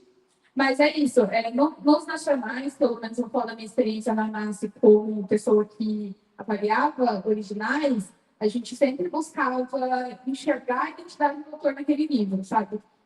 Tem alguma coisa dele ali que diferencia ele dos demais. E também, né, como a Diana falou, todo mundo já falou, tem uma coisa muito do independente que, infelizmente, muitas editoras procuram baseado no público desse autor. Quantos seguidores ele tem no Instagram? Ele tem um público fiel que comprou os lançamentos dele independente, vai comprar o nosso também? Às vezes isso dá certo, às vezes não dá. É apostas mesmo, mas pelo menos enquanto a gente avaliava esses livros, a gente tentava ir pela qualidade literária. Ele pode ser o influencer mais famoso do TikTok. Se ele escreve de um jeito que não condiz com o que a gente espera, não tem nada a ver com o nosso catálogo, não é a nossa identidade, não tem o que fazer, não encaixa. Então, é muito isso. Acho que eram os meus 2 segundos. Então, só para complementar, assim, que justamente na criação da seguinte, eu bati muito nas necessidades de existir uma linha editorial mesmo. Então, de não ser só, tipo, estamos surfando qualquer um que aparecer. Tipo, não, existe uma linha editorial, porque, então, eu, obviamente, admirava o Companhia das Letras quando fui trabalhar lá, e eu levava muito a sério o projeto da companhia como construção de catálogo, como a questão de livros que fossem continuar sendo relevantes, fossem continuar sendo lidos e ser considerados bons por muitos anos.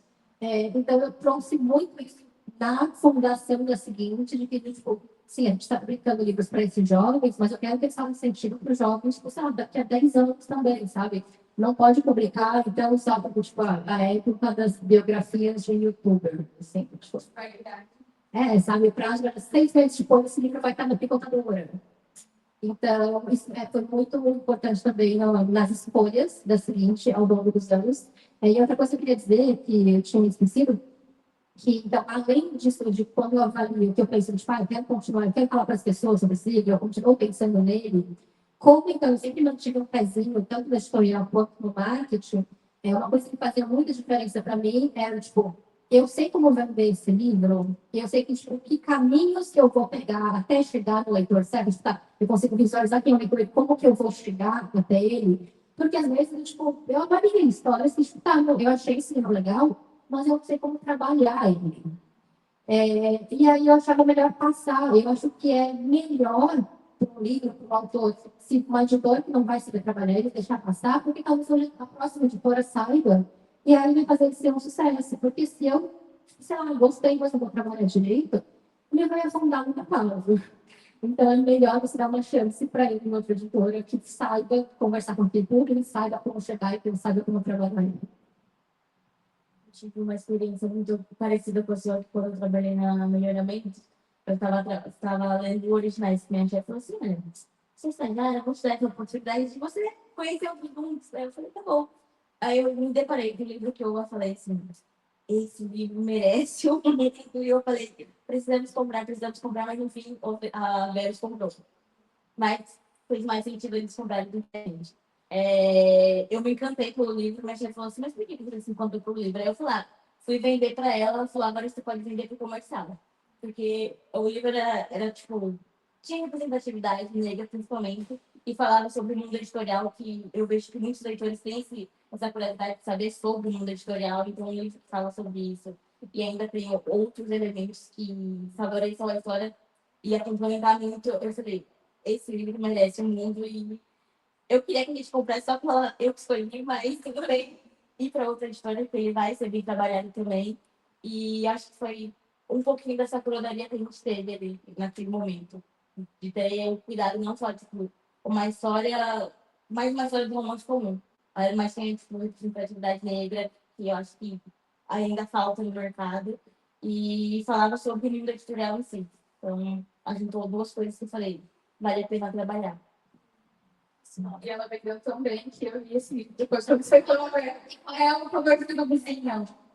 The Neighbor Paper. Eu comprei o livro quando você. Eu perdi também. Eu não sei. Aproveitando sobre leilões, que é a minha parte favorita, porque, gente, é uma adrenalina. Eu fico assim, se eu ganho, me vale a semana. Eu ganhei uma semana. Não, exato. Mas, enfim, tipo, o que a Vitória falou do chega em catálogo, o catálogo chega físico, mas também chega virtual. E aí, quando ele chega para você, o agente mandou para você, mas ele mandou para todo mundo do mercado também, que ele acha que se encaixa ali naquele tipo de livro que a gente está vendendo. Então, para todo mundo vendo ao mesmo tempo, e às vezes o que você se interessa, várias outras pessoas se interessam também.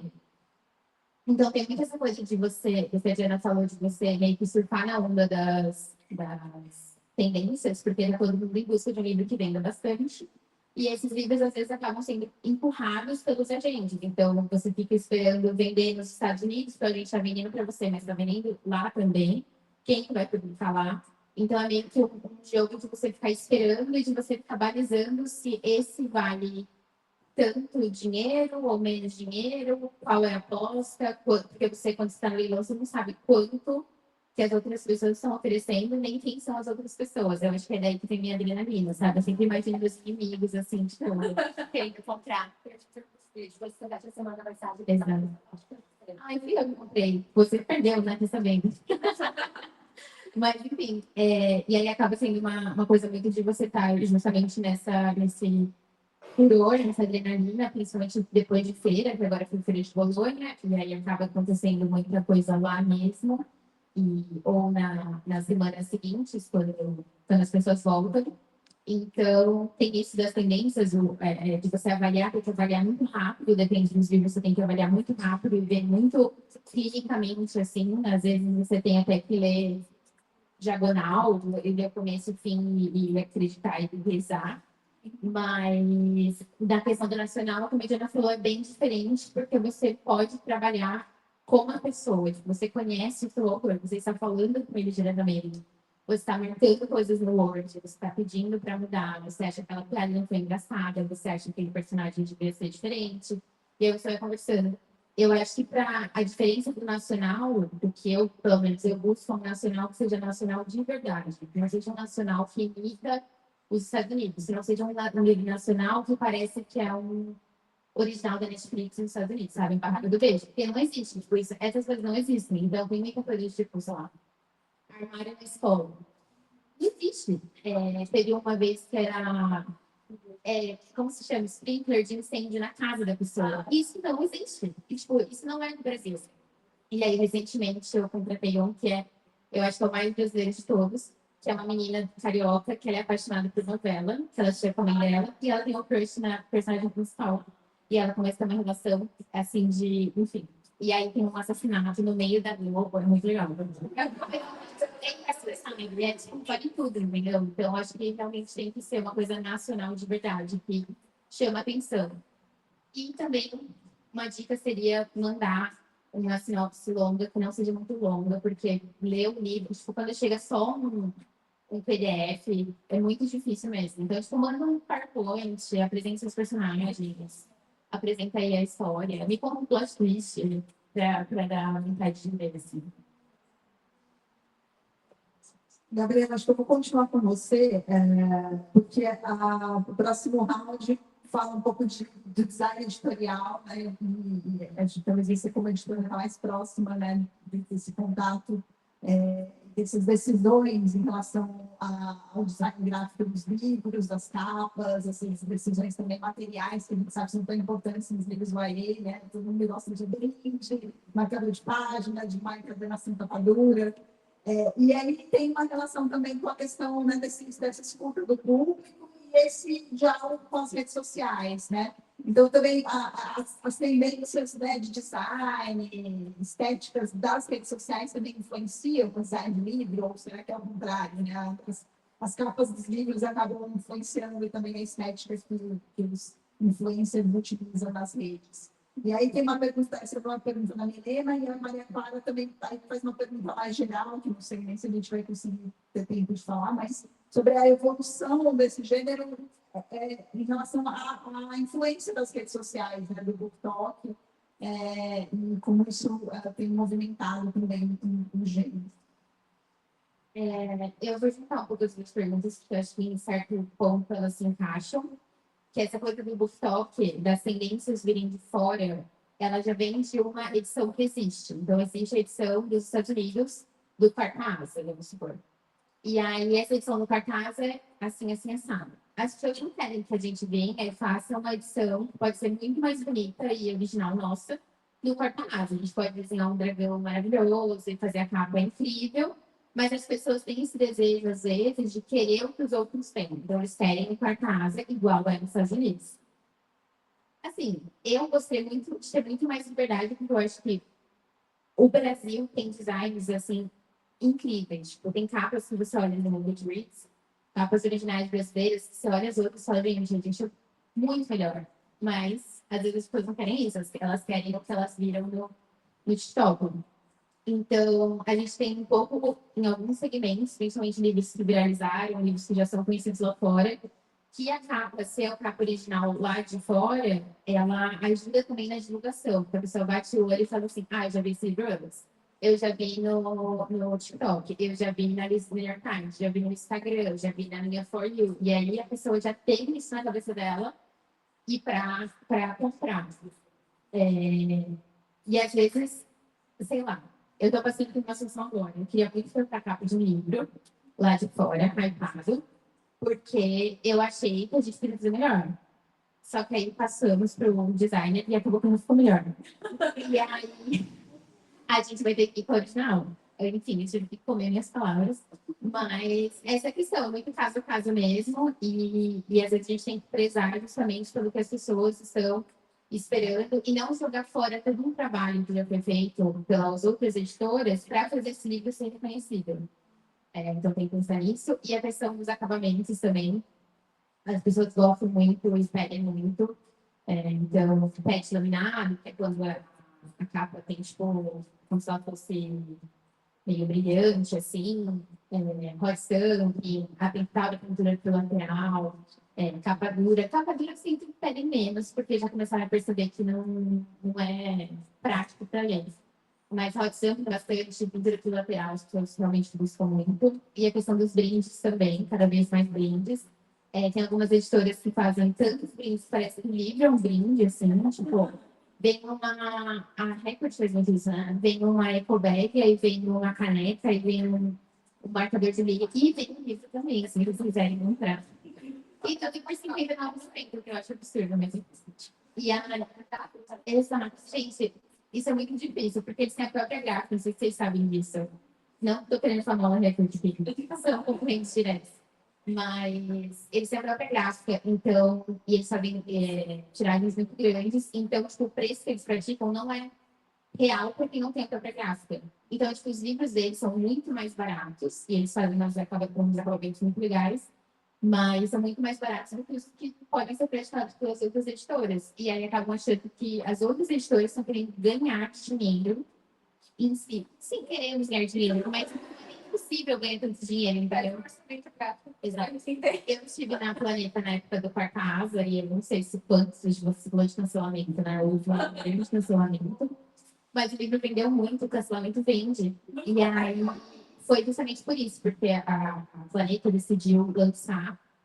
Foi uma coisa que não é usual aqui, mas que acabou sendo, outros editores acabaram fazendo também, que é lançar a edição brochura mais barata e a edição capa dura igual a do TikTok. Então, se você não tem dinheiro para comprar R$ 129, você pode ir de 99. A gente sabe que é caro, mas o livro é enorme. E aí, enfim, caíram matando.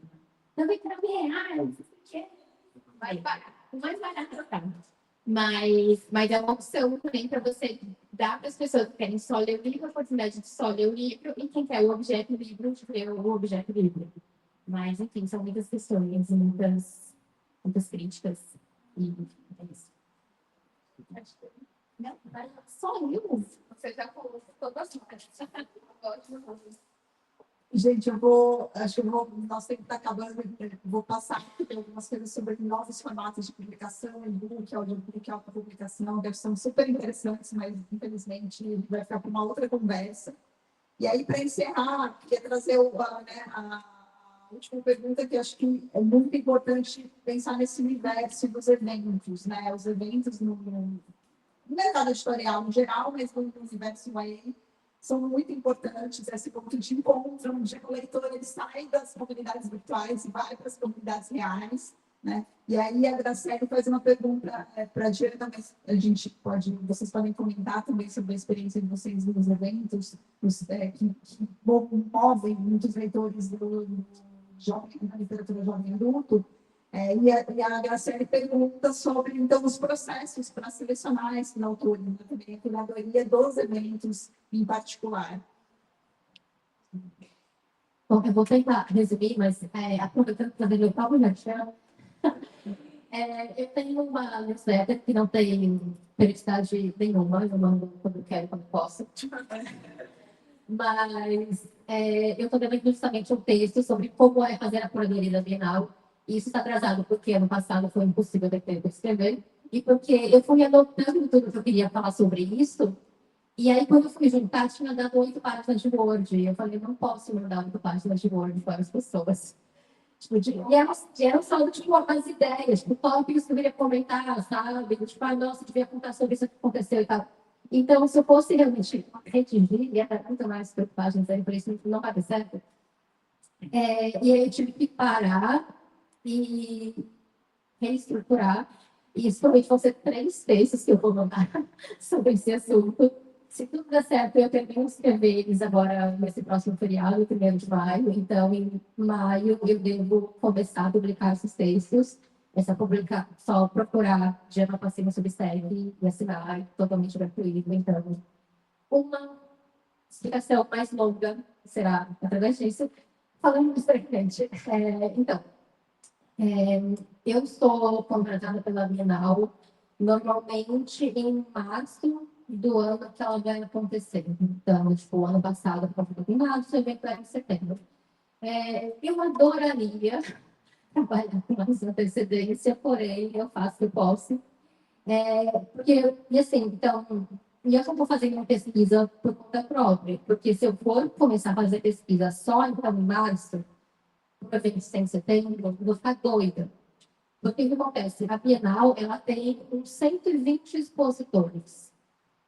Vários deles tipo, não é editora, na verdade, tipo, é livraria, ou tipo, quem vende agenda, ou então, tipo, é editora universitária, sabe? Eu sou editora que só publica autor morto, então não tem como eu trazer. Então, eu não vou falar com 120 pessoas, mas eu falo com aproximadamente 60 editoras em cada edição. Então, é muita gente. E o palco principal, ele é o único, em comparação, porque a Bienal tem vários outros palcos, tá? Tem o palco infância, sempre o público mais infantil, tem o palco mais voltado para a educação e tudo mais, tem o voltado só para a culinária, que são recortes mais temáticos ou etários. E o palco principal é para todo mundo. Então, eu tenho que falar com todo mundo que possa ter um autor para programação. Então, a primeira coisa que eu faço é sair marcando reunião com todo mundo. Ou pelo menos, tipo, mandar e-mail perguntando, tipo, você quer indicar alguém e tudo mais. Inclusive, foi muito engraçado no passado, porque eu falei com a Gabi quando eu estava no planeta, e quando aconteceu o evento, ela estava no seguinte, eu falei, como é que fala? O que aconteceu aqui? E eu implorei vários autores para Diana. É isso, você tem que implorar. Start, mas eu fiquei na batalha. Eu gosto muito de autoriar, né, gente? Então, as editoras, elas já mandam algumas sugestões de início, tipo a CBL, que é quem organiza o evento, tipo, só para saber, então, tem a Bienal São Paulo, tem a Bienal do Rio. Elas são organizadas por grupos diferentes. Aqui em São Paulo é a CBL, então, a Câmara Brasileira do Livro, com uma produtora chamada RX. Lá no Rio de Janeiro é a SNEL, que é o Sindicato, né, Nacional dos Editores e Livreiros, isso, junto com a SNEL, com... Nossa, que fugiu o nome da produtora agora. A GL Eventos. Então, são grupos diferentes, então a gente não se conversa. Assim, e eu estava até comentando, assim, tipo, não, eu não faço nada com a Bienal do Rio, porque eu não tenho a capacidade. Tipo, gente, quando eu faço a Bienal, a minha vida me emboliza pela Bienal. Eu não tenho como fazer isso todos os anos. Porque então, tipo, e são 6 meses da minha vida que é basicamente em função da Bienal, porque muita gente tem, eu preciso conversar para eu perceber se eu estou perdendo um nome legal e tal. E muita gente, então, correndo atrás de mim para sugerir. E todo mundo quer colocar o seu motorzinho na programação. Então, acontece uma coisa que, assim, sempre que eu assumo o trabalho, eu pego, tipo, putz, eu tenho que fazer 60 mesas, porque são 10 dias de evento, 6 meses por dia e tal. São 60 mesas. E eu sempre começo meio que falando, tipo, é muita coisa, será que eu vou dar conta? E aí acontece uma virada muito rápida para mim, tipo, eu não vou conseguir chamar todo mundo para porque quando eu estou falando com as editoras, tem muitas reuniões, mas, sabe, uma das minhas partes favoritas do trabalho é sentar e conversar com as editoras. Porque você vê, tipo, o editor, tipo, como ele gosta do livro, como ele acredita, mas e você fica, tipo, nossa, eu é esse também, sabe? Nossa, tão legal, eu quero dar um espaço para essa conversa e tal. E você se apaixona por vários livros nesse processo. É, e aí você quer dar espaço para todo mundo, e infelizmente não dá. Porque, por mais que, então, o público da Bienal seja bastante jovem, seja uma fração muito grande do público, tem de tudo quanto a pessoa na Bienal, e eu preciso que todas as pessoas se vejam na programação. Então, eu tenho que abarcar uma quantidade de temas muito, muito grandes. E aí, enfim, a grande parte do serviço é ficar na negociação dos estrangeiros para vir, o que é muito, muito complexo. Porque, então, se convidar eles com 6 meses de antecedência é pouco. Para esses grandes autores, eles fecham a agenda assim, com um ano de antecedência, a maioria deles. Então, pelo menos, tipo, assim, a gente gosta de escritores porque eles escrevem, e para escrever, eles precisam de tempo para escrever. Então, eles deixam a agenda bloqueada, assim, porque os livros são entendidos por editoras lá fora com bastante antecedência. Então, o autor sabe que precisa entregar esse livro nesse mês deste ano. Então, ele fecha a agenda, ele sabe que tá, esses meses do ano, tem que passar escrevendo o livro para eu conseguir entregar. E aí, tipo, então, só nesse período aqui eu vou fazer a turnê, então, para quando esse livro sair, ou para quando sair em outros países, e sobra alguns espacinhos, assim, na agenda de vez em quando, para talvez fazer divulgação em outros países. E aí você pensa que você, evento, querendo chamar de fogo, esse grande autor best-seller, está concorrendo com todos os outros países que também publicam ele. Então, é muito difícil você conseguir que, tipo, casar a agenda do autor por causa do período de escrita e porque ele já não tem viagem marcada para um outro lugar também. Então, assim, eu acho que as pessoas às vezes acham que, de fato, não estou trazendo um nome X, que é muito óbvio, tipo, porque eu sou burra. Tipo, não, deixa eu ser burra, sabe? Eu tento muitos nomes, até a gente finalmente encontrar que a gente consiga trazer, assim. E às vezes vai de sorte, assim, realmente. Vai, às vezes vai, porque a editora, tipo, então, é, eu não posso convidar ninguém com tanta antecedência, assim, mas a editora já combinou com o autor, tipo, olha só, ano que vem você vem, sabe? Tipo, eu garanto para você, mesmo se a Bienal não te trouxer, eu te trago. E aí conseguiu que o autor já gravasse isso na agenda, e aí quando eu chego e a pessoa fala, depois quer ver, fala, tipo, show, vamos lá. Isso acontece de vez em quando, às vezes a gente consegue por causa disso, e às vezes, então, é sorte, e às vezes tem umas espertezas, assim, tipo, 2022 eu consegui trazer a Ellie Hazelwood. Por quê? Conta disso. Eu fiquei 4 horas na fila. Sim, muito obrigada. Mas o que aconteceu? A gente deu muita sorte, estava conversando com a Arqueiro, então, na época, que eu já estava vendo a Belle fazer muito sucesso lá fora, mas não tinha sido publicado o livro ainda. Tipo, a Arqueiro estava editando o livro e ia publicar tipo, uns 2 meses antes da Bienal daquele ano. Mas eu sabia que estava fazendo sucesso lá fora. Eu tinha fé de que a Arqueiro sabe fazer um bom trabalho para esse público, então eles iam conseguir cativar o público nesses 2 meses, para já ter leitores suficientes para ver ela na Bienal. E uma sorte de que, então, o livro ainda estava sendo traduzido e publicado em outros países, então ele não estava sendo tão assediado assim ainda. Então, a gente passou na frente e a gente conseguiu eles, porque hoje em dia é impossível, né? Então, não tem mais como, mas acontece isso, assim. E, enfim, muito, então, fica nesse tentativa e erro dos estrangeiros. É muito triste, porque assim, você tem que, tipo, escrever uma cartinha, então, tipo, por favor, eu posso ir para os seus livros, eu quero muito que você venha no meu evento e tudo mais. E aí você recebe várias negativas. É muito triste quando você é rejeitado várias vezes. E você vai rodando até você conseguir, então, trazer os autores estrangeiros.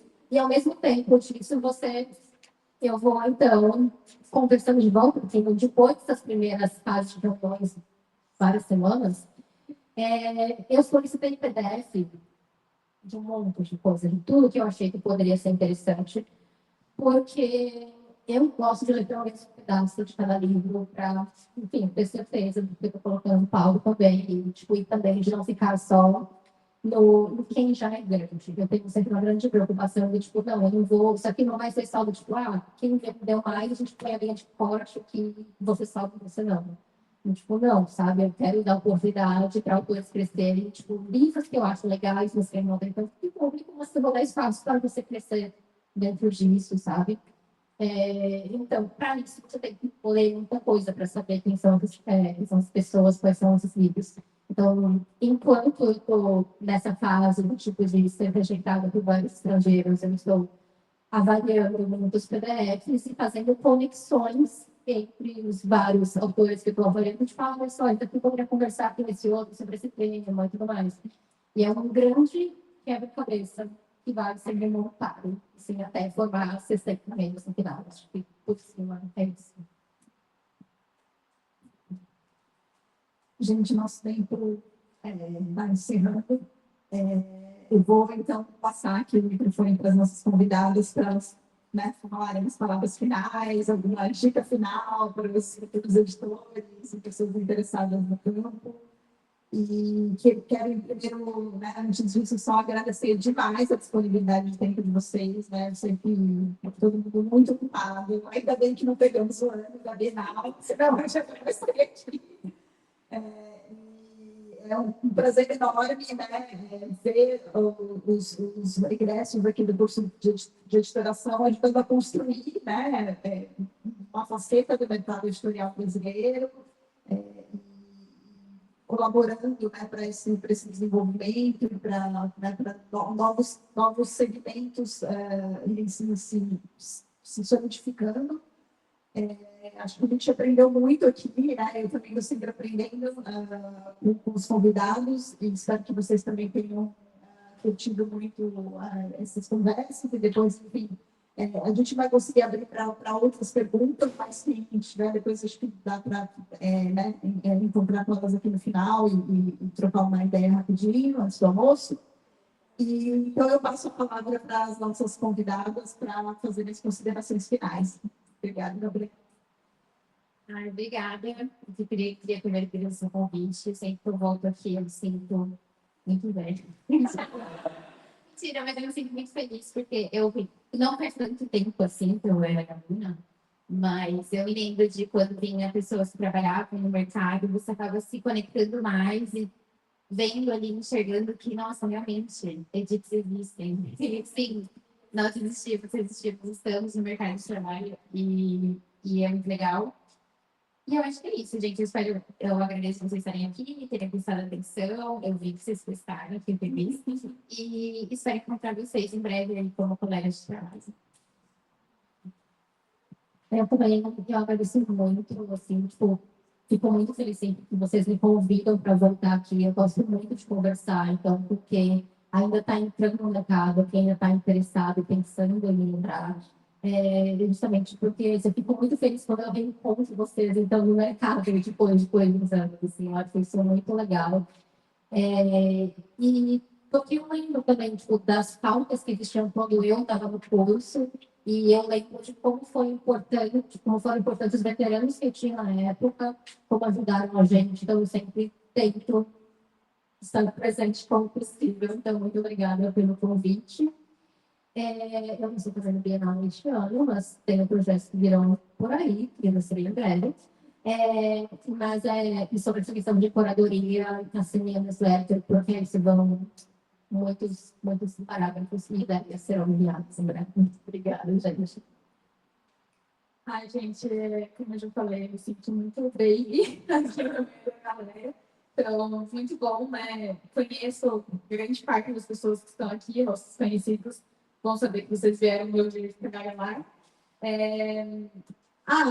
Muito incrível. Eu acho que eu contei também, né, quando eu estava me apresentando, mas o meu primeiro contato com a exploração, de fato, cara a cara, foi na Feira de Profissões da USP. Eu cheguei lá na tenda com meu caderninho, com toda a matéria do Dia do Estudante copiada, fazendo um monte de perguntas. E a Stephanie Roque, que agora está na Companhia das Letras, foi a aluna de editoração que falou comigo naquele dia.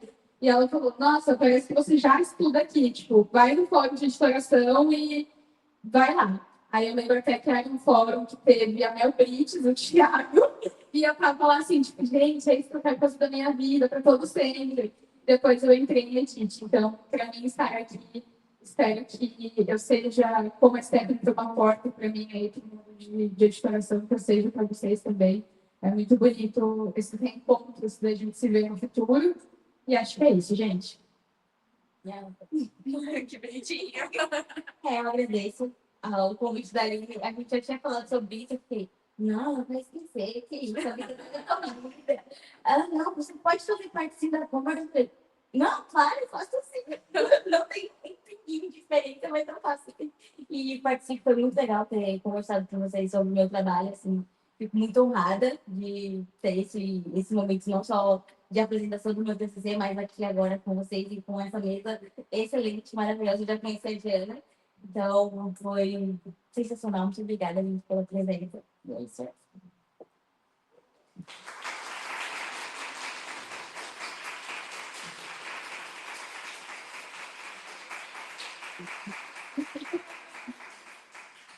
Gente, só queria também aproveitar para agradecer a Marcela e a vários alunos dessa turma que têm interesse enorme pela edição de literatura UAE. É uma turma no curso, e eu mesmo já falei várias vezes para elas, a gente quis trazer essa oportunidade, porque eu também não me sinto especialista para tratar do assunto, então lá não lembro que a gente ouve de quem está fazendo.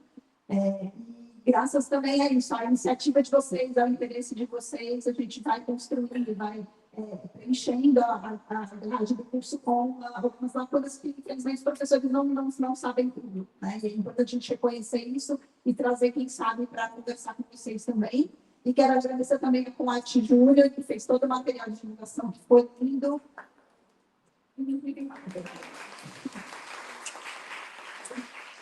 Obrigada, não sei se o pessoal está por aqui da Coate Júnior, aí, obrigada, gente, pela participação, pela colaboração, obrigada à BBM por ter cedido o espaço, e a gente vai tentar, então, fazer dessa iniciativa, né, uma série de eventos, pelo menos uma ou duas vezes por semestre, ter eventos que destaquem aspectos específicos do mercado editorial brasileiro. Então, já fiquem ligados aí, que a gente vai divulgando depois outras iniciativas nesse sentido. Por favor. Porque eu lembrei disso agora, a gente conversou bastante sobre influenciadores mais cedo.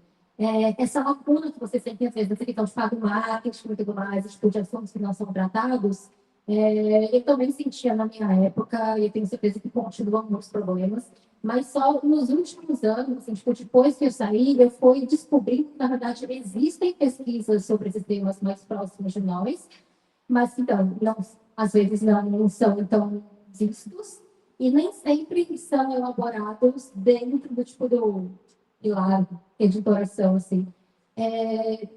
Eu não faço parte de meio acadêmico, enfim, falta de tempo, basicamente, eles como hobby, enfim. Eu gosto de acompanhar o mercado acadêmico como hobby. Mas se eu fosse fazer, eu faria para uma parte mais de estudos de fãs, que é uma coisa que eu só descobri que existia depois que eu já tinha saído do curso. Mas existe uma rede de pesquisadores de estudos de fãs, de fandoms e de estudos de fãs, que é muito forte no exterior, e que existem grupos aqui no Brasil já.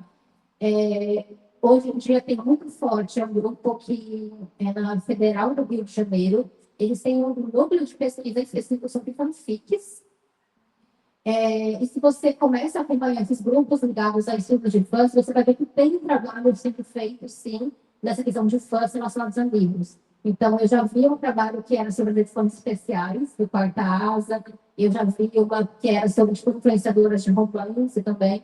Então, às vezes, vocês vão encontrar esses assuntos que vocês sentem um pouco mais de falta, empreendendo nessa parte dos estudos de fãs. E, inclusive, tem uma professora aqui da USP, que ela era da para a universidade, e ela veio para a USP, acho que ano passado, que ela estuda essa questão de influenciadores, que é a Safi Kawahi, que se não me engano é o nome dela. Ela escreveu a tese de doutorado dela sobre influenciadoras de cobra. Saiu como um livro, se chama, se não me engano, das blogueiras influenciadoras. Eu li isso uns anos atrás.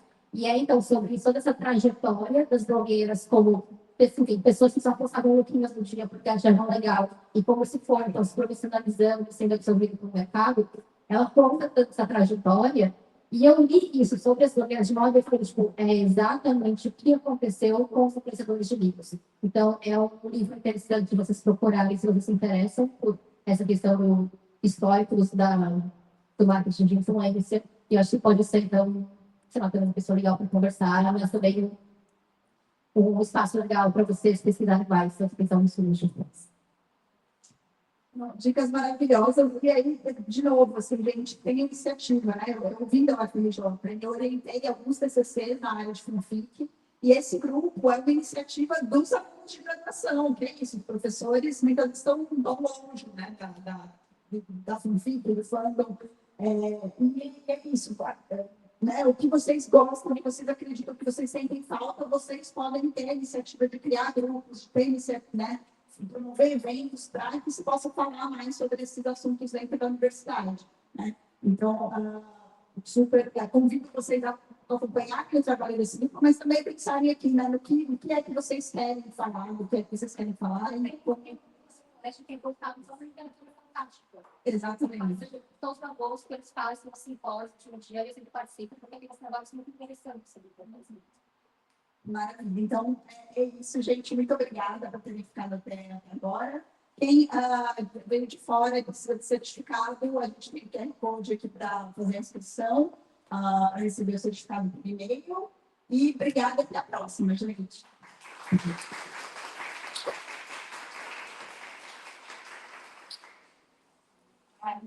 Obrigada. Vamos tirar uma foto?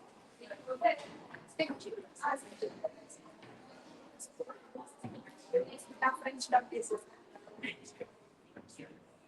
A gente tem que pegar a data de ingresso de cada um.